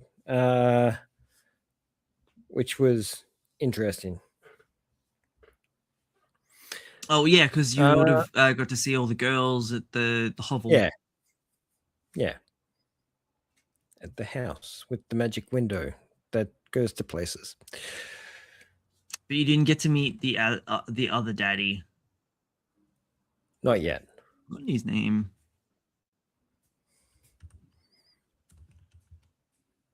You've forgotten his name. Must be an important character. I just haven't gone back to the series for a hot minute. I need to get through my backlog. Good luck. I've seen your backlog, man. It should not happen anytime soon. Yeah. When I have to physically move my head. And that's not even looking at the digital variation as well. It's quite literally like this high off the table. Yeah. Yeah, you got like 30 volumes there. Yeah, maybe. Nah. 20? It's pretty close. Actually, yeah, nah, you're right. It's probably actually pushing 30. Yeah. Right. Marriage toxin, man. How did you how'd you like Marriage Toxin? Shit, dude, it's nearly pushing 40. Dude, I've got him counting and I've lost him now. Yeah. They also hid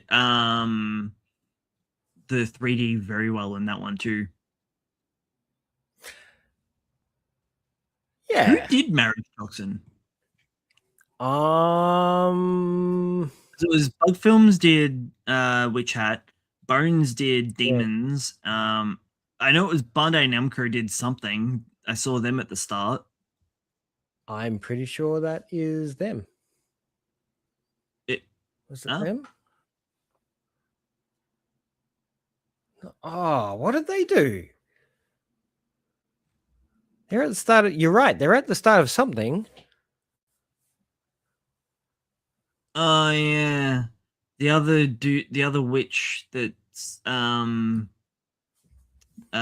his name's Olrugio. I'm gonna be very interested to see how they pronounce that.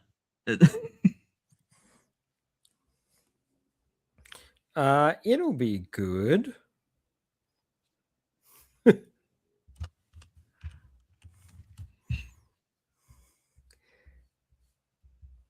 I'm sure they'll pronounce it just fine.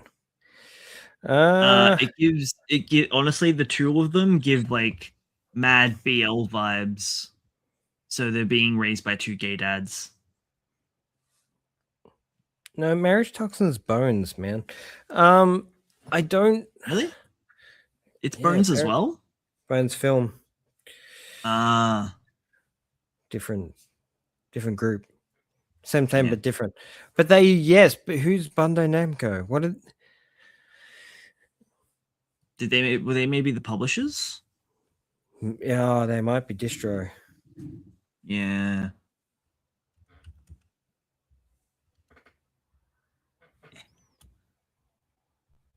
Why did that not work? But we knew that this was gonna blow up with from get-go. Yeah, because it's crazy and weird and fun. It's everything we expect. They did a pretty solid job on maintaining everything.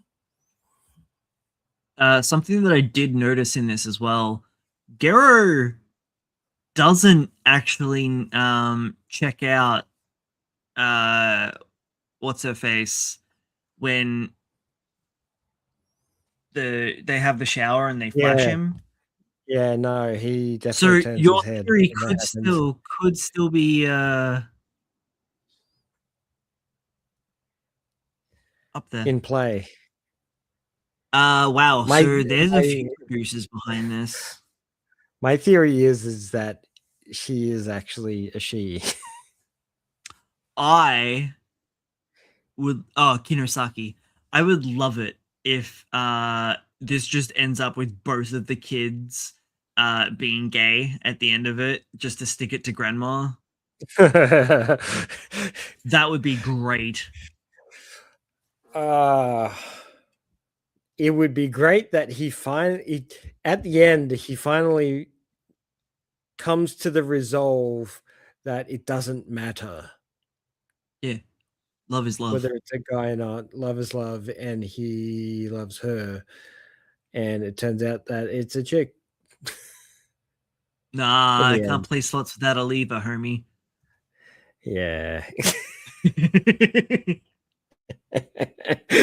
They jerk someone off too. I don't know. He plays him a lot. Plays him a lot. They, them. Sorry, whatever. Well, they don't really go by anything. No, because they specifically go by man. Do they? Yeah, because after they have a shower, they're like, "Man, I feel like a new man." Yeah, but he still calls her, right? I don't know if they do ever make a distinction. Like at the start, before he finds out, yes.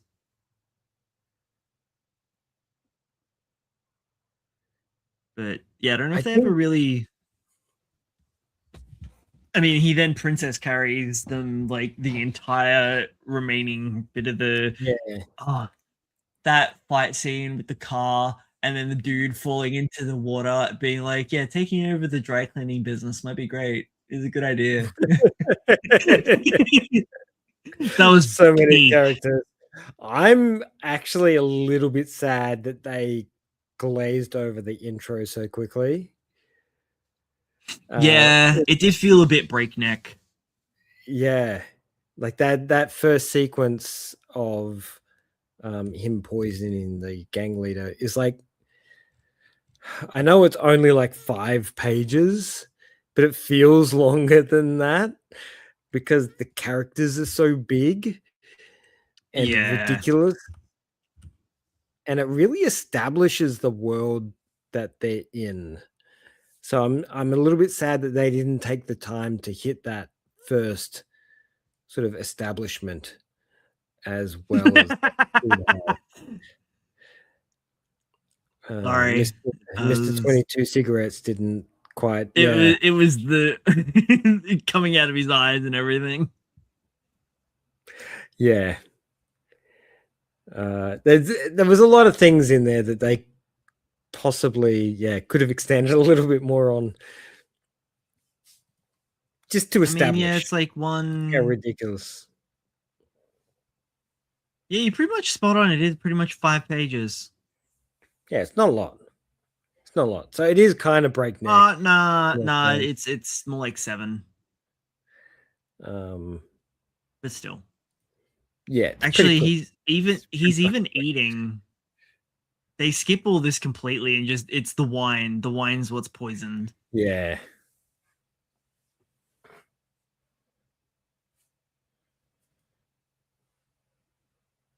Oh, yeah, his eye falls out too.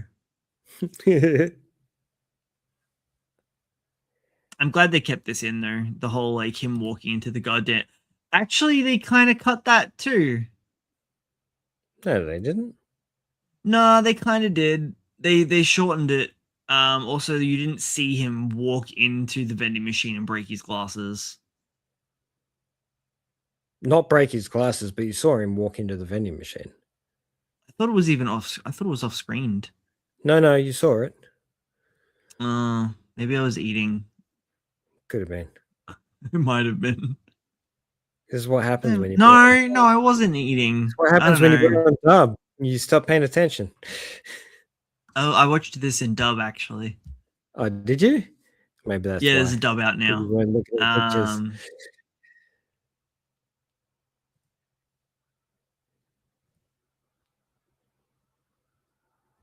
Yeah. Julia. Look, there's a lot of things that they have taken note of and that they've worked with and they've done a pretty solid job with. Don't get me wrong. I'm nitpicking. The manga is still exceptional compared to it. That was cut. That glorious panel. Definitely.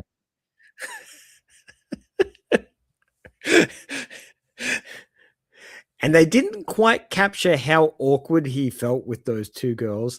Like that one panel with the previous one to that. Yeah, that one down the bottom there. He is not happy. It honestly, it did feel like a bit of a speed run of the first chapter. I still feel like it conveyed everything pretty well. Yeah. Just now that I'm looking at it, I'm like, yeah. Like a 90%. They caught it, but they didn't quite push it hard enough with the wine spilling out of his mouth. Honestly, I'm kind of glad because like it's one panel. I don't think it's in any of the others. But it's like anytime he's on screen. Yeah. They cut back to him so much and he's just pouring.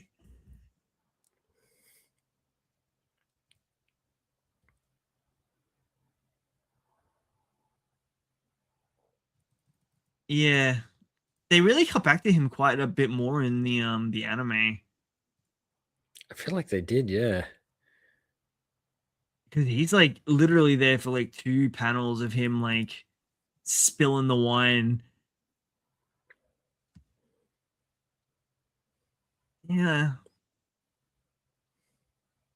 I guess they made their choices to cut like what to do where and whatnot. Streamline it. So much wine.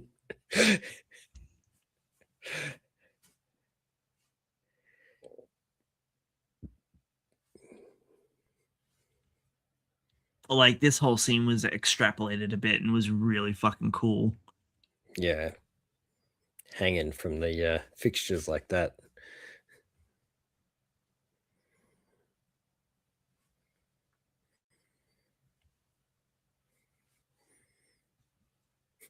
Still carrying his Honestly, wine. this made me laugh a lot. The way they did it in the anime as well. They're just like casually talking, and he's just like gets up and runs and just face plants straight into the glass. Actually, did he? Yeah. Where was it? Oh, yeah. It was Gero, yeah, that walked into the glass initially. Yeah. So in the dub, he's just like, oh, Master Garo, careful. And then he's like immediately like, oh, I see you're just like examining our fine glass doors. Like playing it off like nothing happened. And that it was fully intentional on Garo's behalf. It was very well done. And then yeah, bring it full circle with him just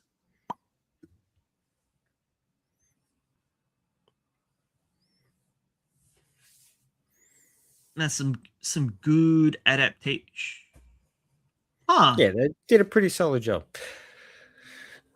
They put more than just the first chapter into that first episode. That's why it felt like it was a little bit rushed. Yeah. That was only half of the episode. The other half was like chapter 2 and 3, I think. Chapter 2. Yeah, they really squeezed. Oh yeah, 2 chapters, yeah. Yeah, that's why it felt a little bit rushed. I didn't notice, like it is so subtle, and yeah, I don't know if you noticed, but when he was cutting the car in half, he purposely went around her in the middle. I knew in the manga he does not. No, he cut straight down the middle. When I saw her sitting in the middle, I'm like, no, you're sitting in the wrong seat. What are you doing? Oh, nah, you fucked. Yeah. That is interesting. I guess for framing purposes, it does work better for her to be in the middle seat. Well, yeah, it does. Makes it easier to pan. Yeah, but not. But then you don't get this. Yeah. Well, you do kind of. You still got it. Because she like when he's jumping over, you see her shuffle to one side.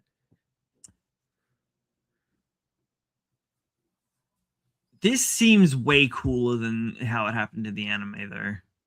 Yeah, well, that's pretty still difficult. Cool. Just that's next level. It's like cut car in half first, then run back and grab her, and then go. Just insane running speed too. I'm gonna take over that dry cleaners. Meanwhile, the other dude's just like screaming. It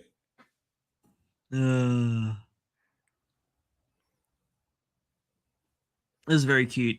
But yeah, that does explain why it felt a little bit breakneck.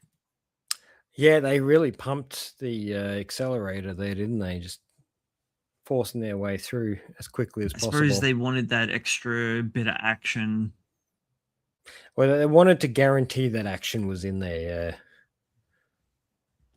but then they managed to get all that speed dating in there as well. Yeah. Like it was a good sampler of what's to come, but yeah, it was It was a lot. For the first episode, yeah, it took on a lot. Versus like Akane, where that was basically 1-for-1 for that first chapter. I mean, even Witch Hat. Yeah. So it's interesting that they really like. I get the series is breakneck. It is designed to be fast, but not that fast. Who's the publisher for Demon of the Shadow Realm? I would say that is a Square title. Is Manga Up?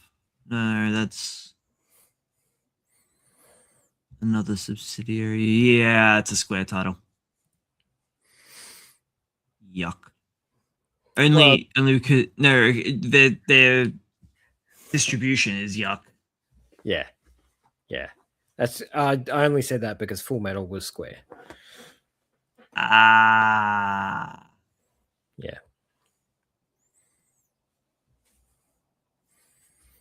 Yes, they could pull their finger out a bit more and actually get better at that. I thought of all the companies that would be good at doing overseas publishing, right? You'd think it would be Square, because they got their finger in the pie there so well. It's the demons, the left and the right. It really does just look like Full Metal, though. Yeah, there's so much Full Metal in this series. It's insane, right? Yeah. Like, not in a bad way. It's like, yeah. I mean, you did do that for like how many years? I wouldn't have thought too many. It's not exactly a new series. And they did Arslan in between. Oh, did they do Aslan? Is that them? That's what it was, wasn't it? I don't know. I think that's what the title is. Where is she? Arakawa. Yeah, Arslan. Sorry. The ARS. Arslan. Yeah, they did Full Metal for like 10 years.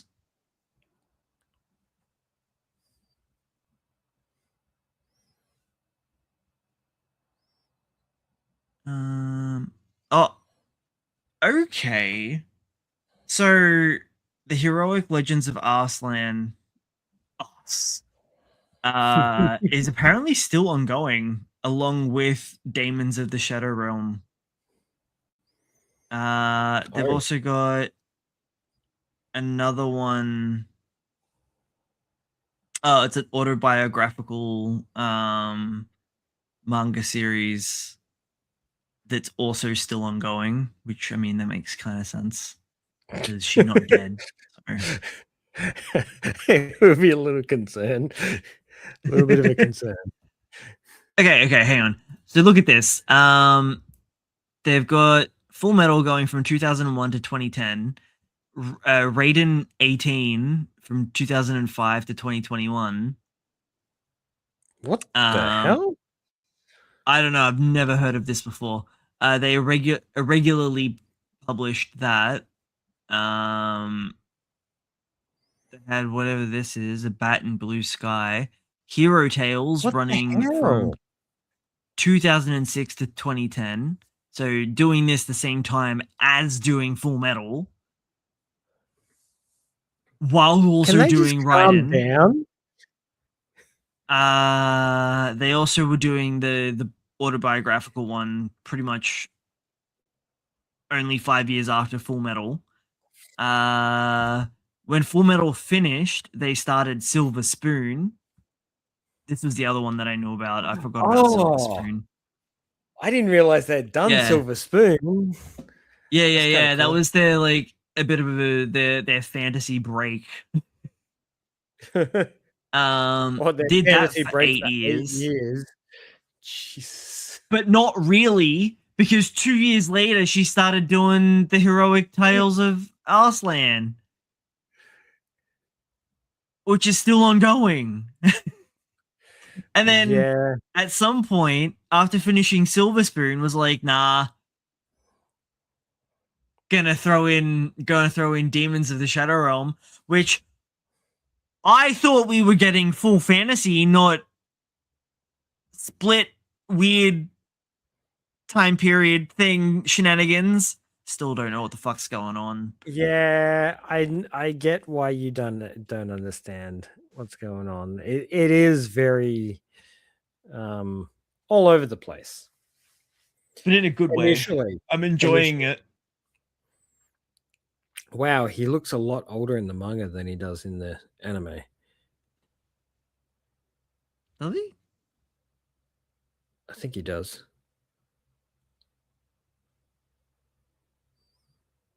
Physically bigger, maybe. Also, god damn it, the page takes so long to load pages. Oh. It looks like they've done a solid job translating. Yeah. Also, when they first showed the plane stripes, I was like, oh, it's an interesting way to depict dragons. And then the helicopter started. I'm like, I mean, I was watching it with my partner, and I'm like, I mean, maybe it's dragons. Nah. And they're like, that wasn't a dragon before. You know that wasn't a fucking dragon. That was a fucking plane. As soon as I saw that, as soon as I saw that stripe in the sky, I'm like, something's not right. Something's really not right now. And it felt like as soon as they got into the village and he saw his sister, I felt like something was off. Because she was kept in a cage. There was that, and it's just the way everybody behaved. It was just something felt off. It didn't look right. And how many pages? 23 pages, and it's already into it. Like, I feel like that's breakneck compared to the anime. I feel like the anime took a little bit more time to get there. It dawdled a little. Yeah. Which I liked. They liked the they fact extrapolated quite a bit, actually. Yeah. Like him hunting, not in here at all. Oh, I mean, barely.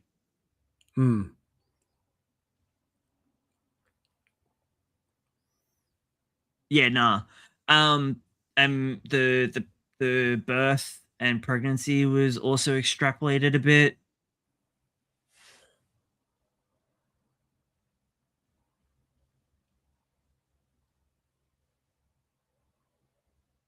I mean, they've basically got the new FMA on their hands. I feel like something's happening here. Stretching. I think they're just taking their time. How many chapters are we in? I don't know. I'm not actually sure. Like into it, like how many are there total? Yeah. 12 volumes. Okay. So that's what, 72? Maybe, roughly. No. 12. Oh, yeah. Maybe close. It's around 72. Hang on. One moment. Which Wikipedia's got me. Oh, okay. No, they're big. 48 chapters. What? There's 48. 48 chapters. So they're big chapters. They're big chapters. There's only 4 chapters per book. Yeah. But in the realm of regular Tunks. Yeah. That's a season. So about 6 to 66 is a season normally of Tunks. So 6 or 7 Tunkses makes up a season. Yeah. What? Oh, Tunks. Yeah. Yeah. Yeah. That's not how I personally like. I was like chapters to Tunks. Oh, hey, I wasn't done with you. Their website sucks. Yeah. What do you expect? Something better. God damn it. It's Square. That's right. They've got the money. Oh my god. Her introduction with the gobble was really cool. Yeah, like it hit real fast and real hard.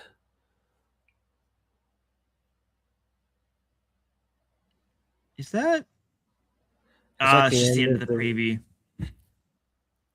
Yeah, but that's the end of like the. That's the halfway point, I think, roughly, episode. isn't it? Oh wait, no, yeah, I did watch 2 episodes. Yeah, it's the end of the first episode. Yeah, I forgot. What? Yeah. So yeah, she's a crazy lady. It's just silly.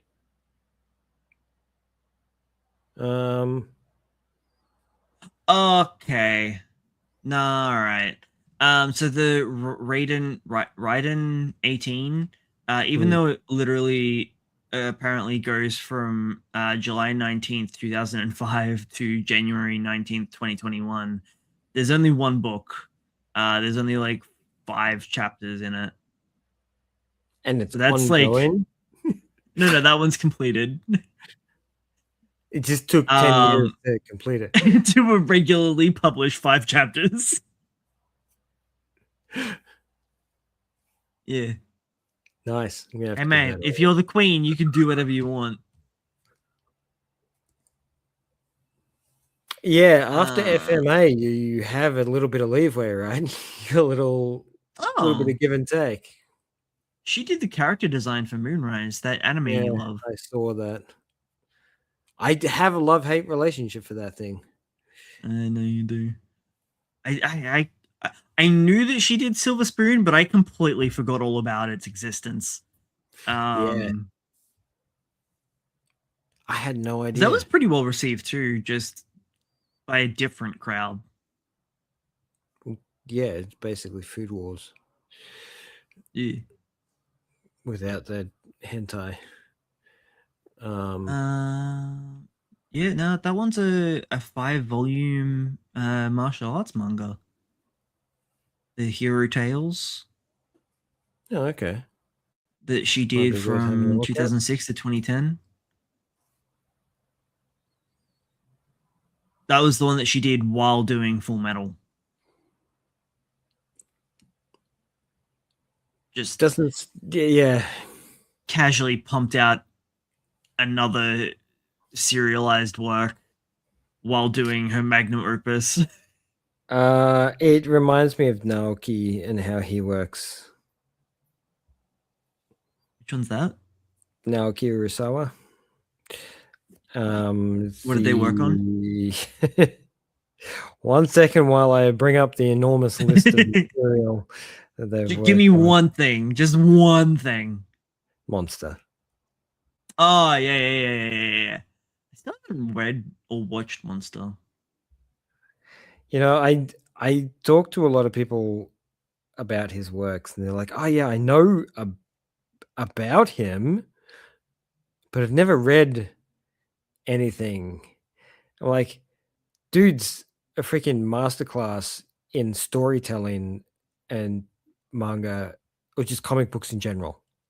Like he hasn't just won awards in Japan, he's won awards in America, he's won awards in France, he's won awards everywhere. But his schedule is stupid. Like he's always working on like 3 different things at the same time. Oh yeah.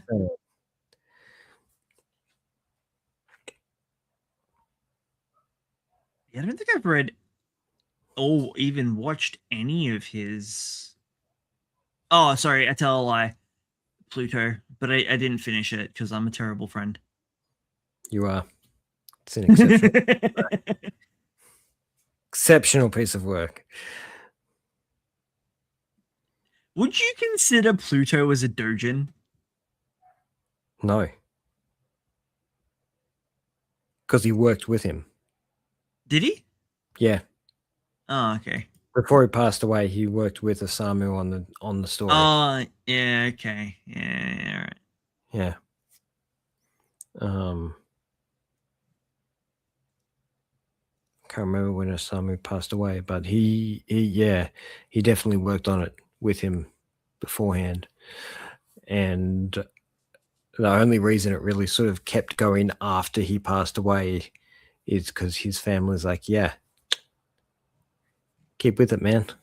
Keep like that shit going. We like you. So I'm gonna rapid fire some news at you. Do it. This, do you remember this? Us talking about this? Yeah. So poor dude. Seriously, the publishing company that is doing this needs to fucking step up. They basically, so the only reason he translated his own work into English, and put it on manga decks for people to read was so that he could get more eyes on it. Like, this is only meant to be a short run series, maybe three to five tonks. And they basically said if the sales for your first one do poorly, we're canning the whole thing. I think it was only meant to be like, yeah, maybe 3 tonks. I was like, that's a bit fucking rough. Yeah, especially if those numbers don't calculate for everything everywhere. Yeah. The reason the art looks so familiar, or reminiscent, I should say, is because he was a assistant under Ino Asano, Goodbye Pun Pun. Ah, yeah, okay. Now this is not a schoolgirl. She is in her 30s. Yes, people, don't be concerned. Someone essentially cosplaying. Who falls in love with this dude, who's also possibly cosplaying as a schoolboy.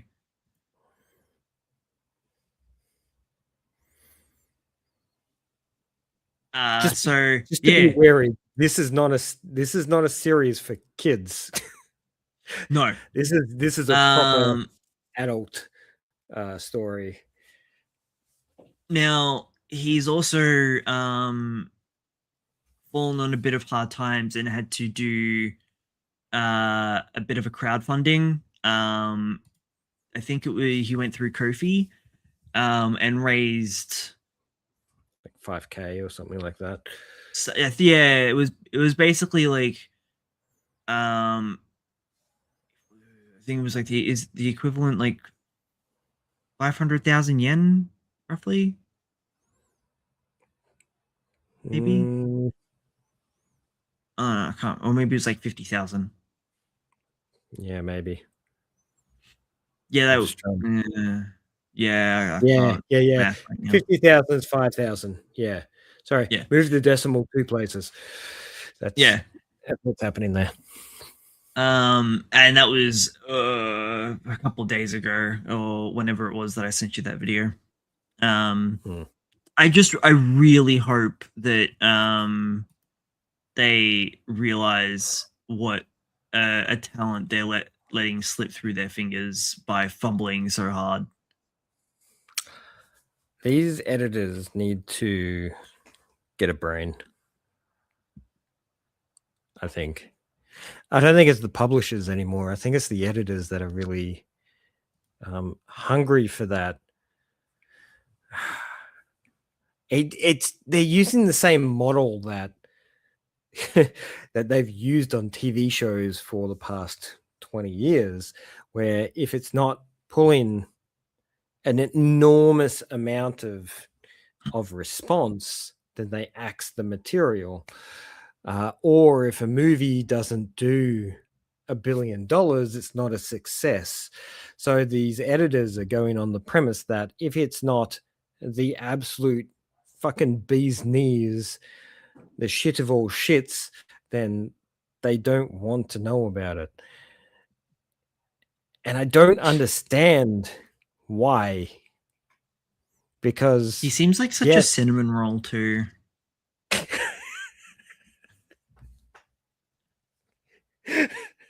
When you say cinnamon roll, oh, hold on. Warm and sweet. Yeah. Yeah. He seems like an earnest worker. Like he wants to make this happen, and he feels like people want it to make it happen, but the world is working against him to not make it happen. So he's got it listed as a spaceship project. He's reached 151 of his goal. Build a spaceship and head to Jupiter to blow it up and change the trajectory of a massive meteorite heading towards Earth. Jupiter, hey? Yeah. Oh, well. But it's really nice to see the support just pouring out for the dude all across the world as well. Yeah. And he also has been finding some time somehow between everything to be interacting with a lot of his fans on the socials as well. Yeah, he's quite a vocal fellow. This is why I think he's quite earnest in what he's doing, because he's taking the time to interact with the people as well, which, you know, a lot of mangakas don't get the time to do. What was the other one that we spoke about last week? The ones that basically deleted their account. No, not that one. No. The one that was buckling under the pressure of having to publish, basically promote their own work to the point where they buckled under the weight of it all. Ooh. Was it Aaron the Southpaw? Yeah, it was. It was. What the fuck is going on? Because they're being lazy. Like this, Aaron the Southpaw is like well into like its 100th plus chapter. Why are they not pushing it? Why are they not getting better coverage? I don't know, man.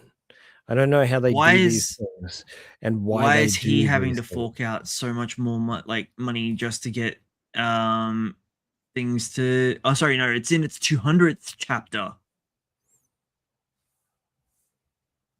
It's a fair run. The current arc that's just dropping on Manga Plus is 207 onwards to 212. Yeah, this has nothing to do with boxing, does it? Nope. No. Couple of geniuses, Logan. Fucking. No, it's to those who couldn't become geniuses. A heart-wrenching drama of creators that took the internet by storm. A story revolving around talent unfolds here. It's another word you hate too. Yeah, it's too one-dimensional. It's weird, right? Because it's not only is it devaluing the hard work and effort that people put in, but it also is kind of a barrier of entry as well. Yeah, and it's not a barrier that we put up. So as creators, that's not our barrier. That's the barrier that non-creators put up to justify why they think they can't do something creative. It's silly. Anyway, yeah, I don't know. I don't understand what the hell's going on and why these are just having so much. Like, what are they getting paid for? Seriously? Nothing. They get paid to do nothing. They sit around and go, hey, do a thing for us. And then they meddle, and then they cancel. Yeah.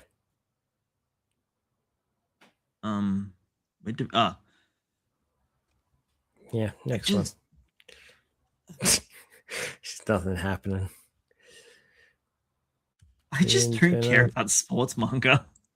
Unless it's martial arts, I don't care. You're not wrong. I'm not a huge sports fan either. I don't mind some of the sports anime that's happened over the years. Things like Kuroko's basketball and stuff like that, where they go on the absolute ridiculousness of natural talent and really burn that Geniuses. That boundary. Yeah. They really push hard into that area and go over the top. They're funny. They're funny to watch. Yeah. He looks so cool.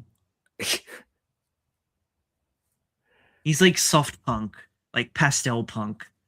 He's also like, he's not like into like punk metal. He's into idols. I bet you we get an announcement for this in the next 4 months for anime. Oof, please. It would go so hard. Mad volumes 1 to 6 are getting multiple successive reprints. It would be. Can we have it in fucking English? Gimme. Why are they honestly, being that's the top comment. When will there be any English release? Doesn't even make sense. Like, people are demanding this on a pretty grand scale, and it's clear that English readers are reading it.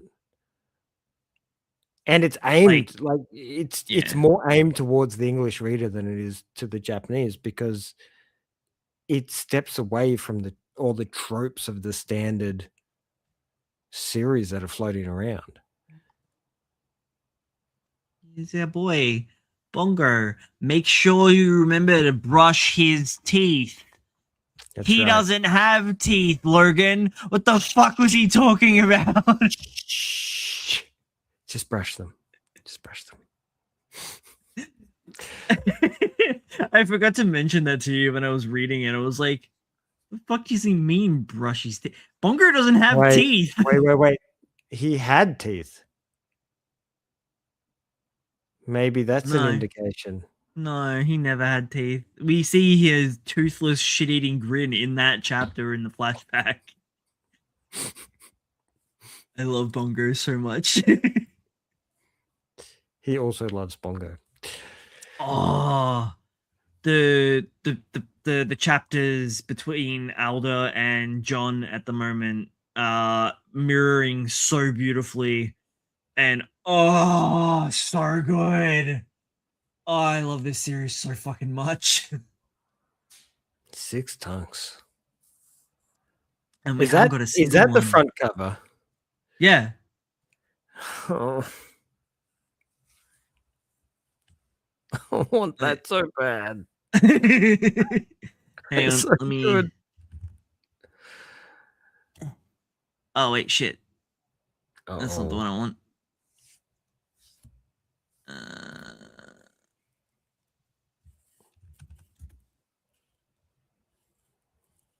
What the fuck?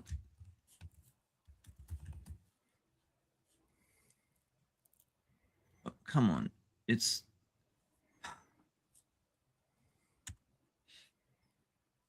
It's mad. Come on, Manga Dex, get your shit together. We should get this in a box set when it comes out over here. Oh, that'd be tasty.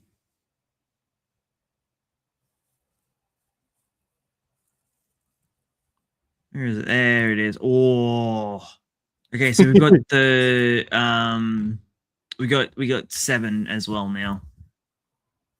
So we got cool shit. Thick thighs save lives. Oh, she's white. But she's caramel. Oh, like the alien alien component, yeah. I think that's cute. That's also cute. Him and Diana. And this is number 7. Yeah, nice. Good old John Thunder. So goofy. Honestly, when he name dropped his fucking stupid special move, I was like, yep, that's what it's called. I forgot.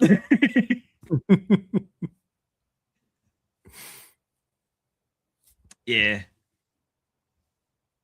Oh, can't wait for the next chapter. How good is this cover? Oh, nice. It's a Dragon Ball cover. No, is it? I thought was thinking more Dragon Quest, but you're right. I think that's more meant to be Piccolo and Goku. Yeah. I mean, it's all his art, so. But yeah, I think you're right. I think. Oh, but nah, this title is definitely Dragon Quest more than. Yeah, maybe you're right. It does look like Dragon Quest. It's just that look like a Dragon Ball cover. You're right. It's not Piccolo, it's the Frieza cover. Is it? Mm, He's just that green. I'm thinking of. I know that like this cover is clearly not a Dragon Ball cover now that I've broken down the content, but it's a very similar cover. Yeah. It's a lot of color. Yeah. Actually, we still don't. Oh, do we have English release for this? I don't know if we do. We definitely don't carry it at my bookshop. My bookshop. Well, who else's would it be? What is it? Elusive Samurai. Yeah.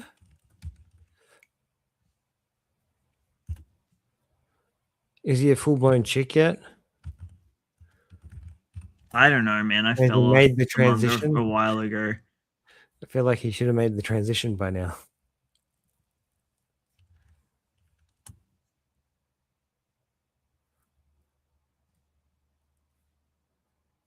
Hurry up.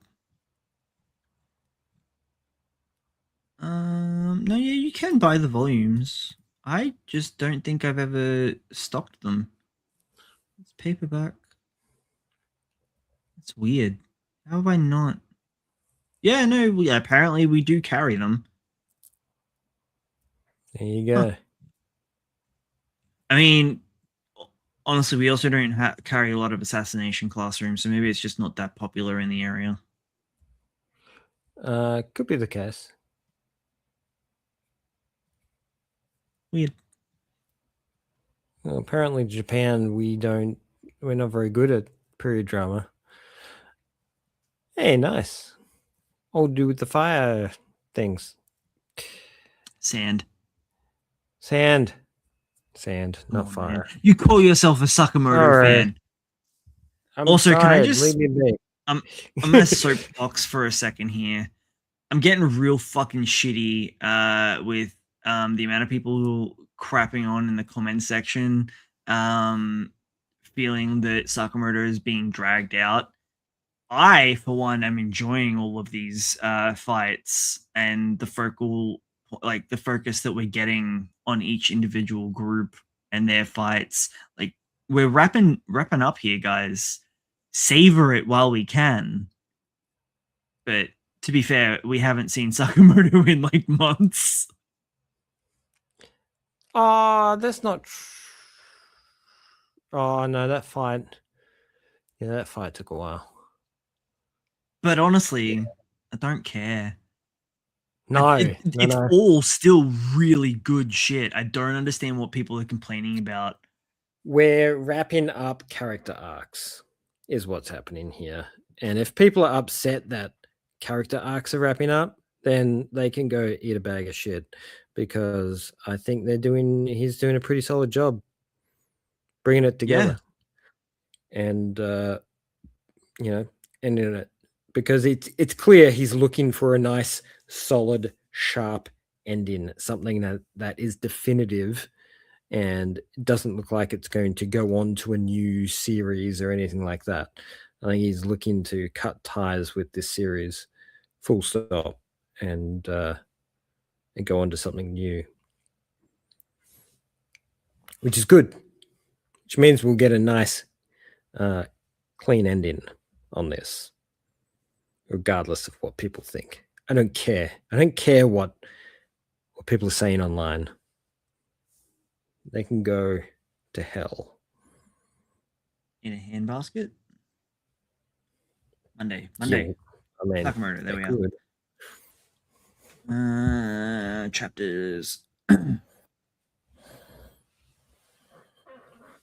We switched back over to the brothers after Hammer Guy got saved.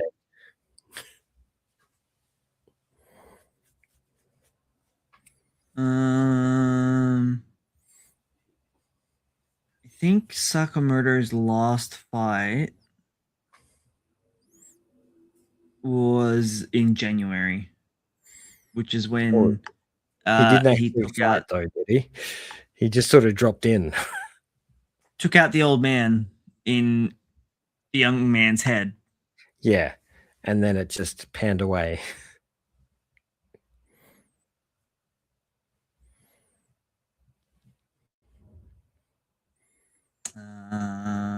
So I can kind of understand that, but like also I don't really understand like the comics. Like these stories are more than just the main character. The cast on Sakamoto is huge. And like if he didn't focus on these ones and just speed run to the end, people would be complaining about that too. Yeah, people complain. So whatever. Do you know what the best choice is? Best choice is just not read the comics, the comments. I mean, to be fair, top comment. Give me all the fights. I love them. Who cares if they're major or minor? Other characters need to shine too.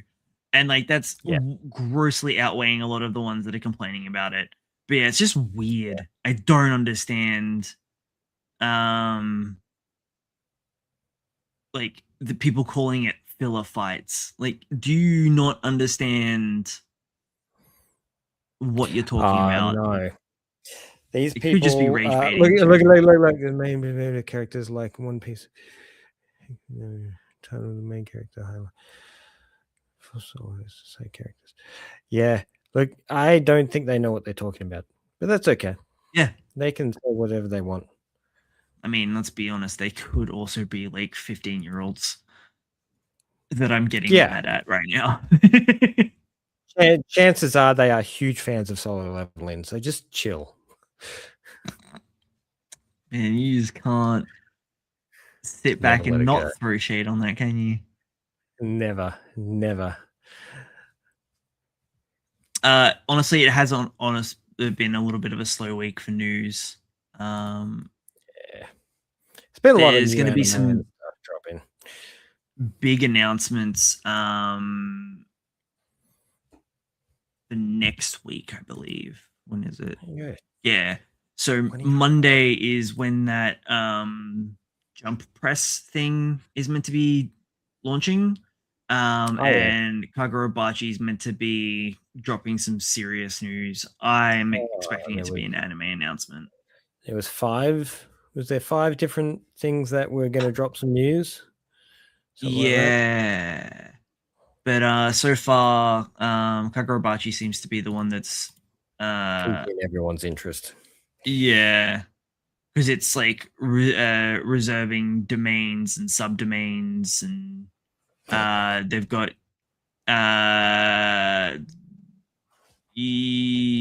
what is it? There's like teaser ads all across Japan, teasing the 27th of April, like real edgy shit, like from Japan, a new era is about to be carved open. Yeah. Whatever.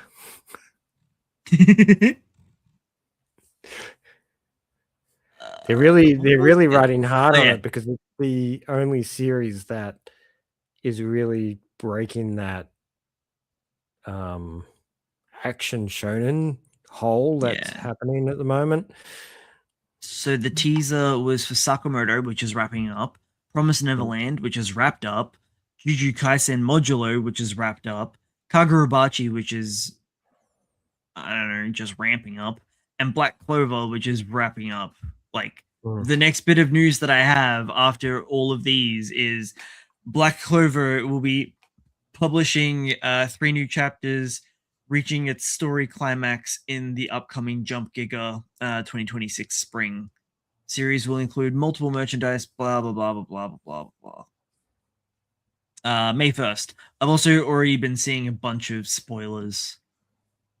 Yeah, okay.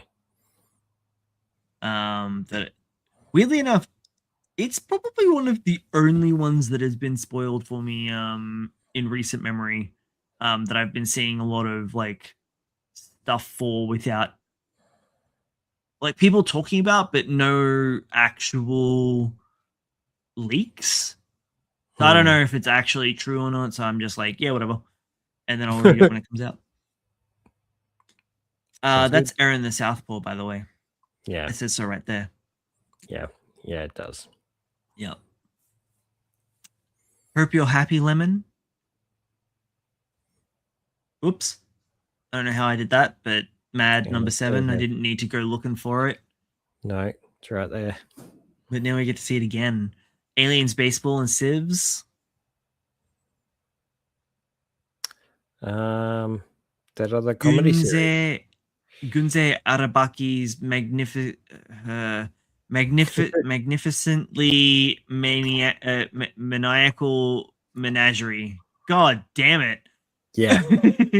English is my first language, I swear. It's on purpose.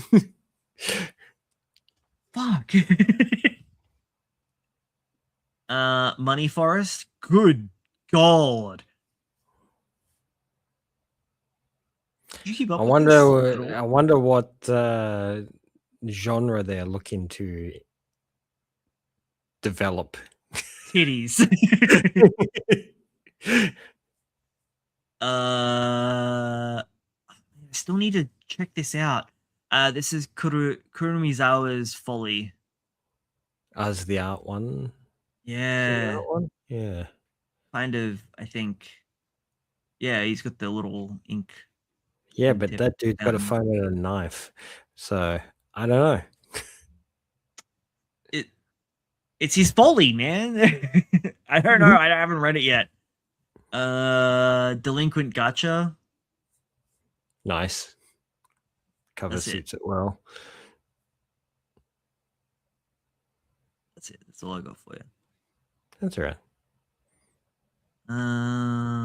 It's a historical mangaka thriller.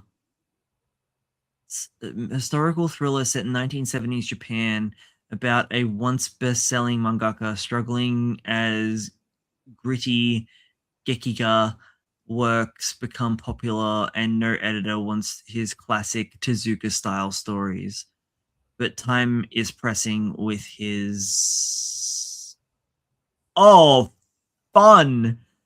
But time is pressing with his childhood friend dying of cancer. He vowed to deliver one last hit for her. Desperate, he tricks an illiterate young manga artist into serving as his unaware ghostwriter. Fuck. That sounds awfully depressing. Yeah, it does. Sign me up. Oh God, it's so cold. Okay, well, if that's the end of the news, yeah, we should call it. Yeah, there's really nothing.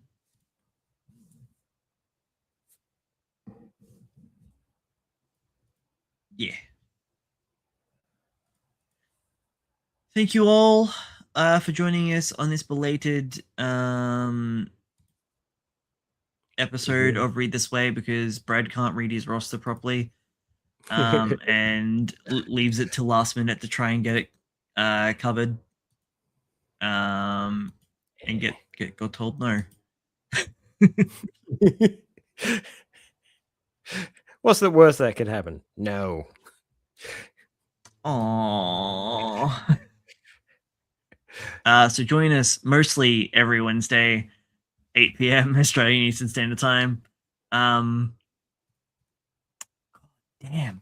Just like feels like the temperature dropped like a good few degrees in my room. Is it cold where you are? Well, it's 9 degrees out here. Yeah, same. It's like the nice light hoodies enough. I still got shorts on. I don't. It's weird. Half of my body feels okay. The other half feels frozen. Maybe you got to turn the cooler off.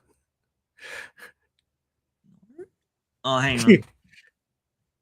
Windows open.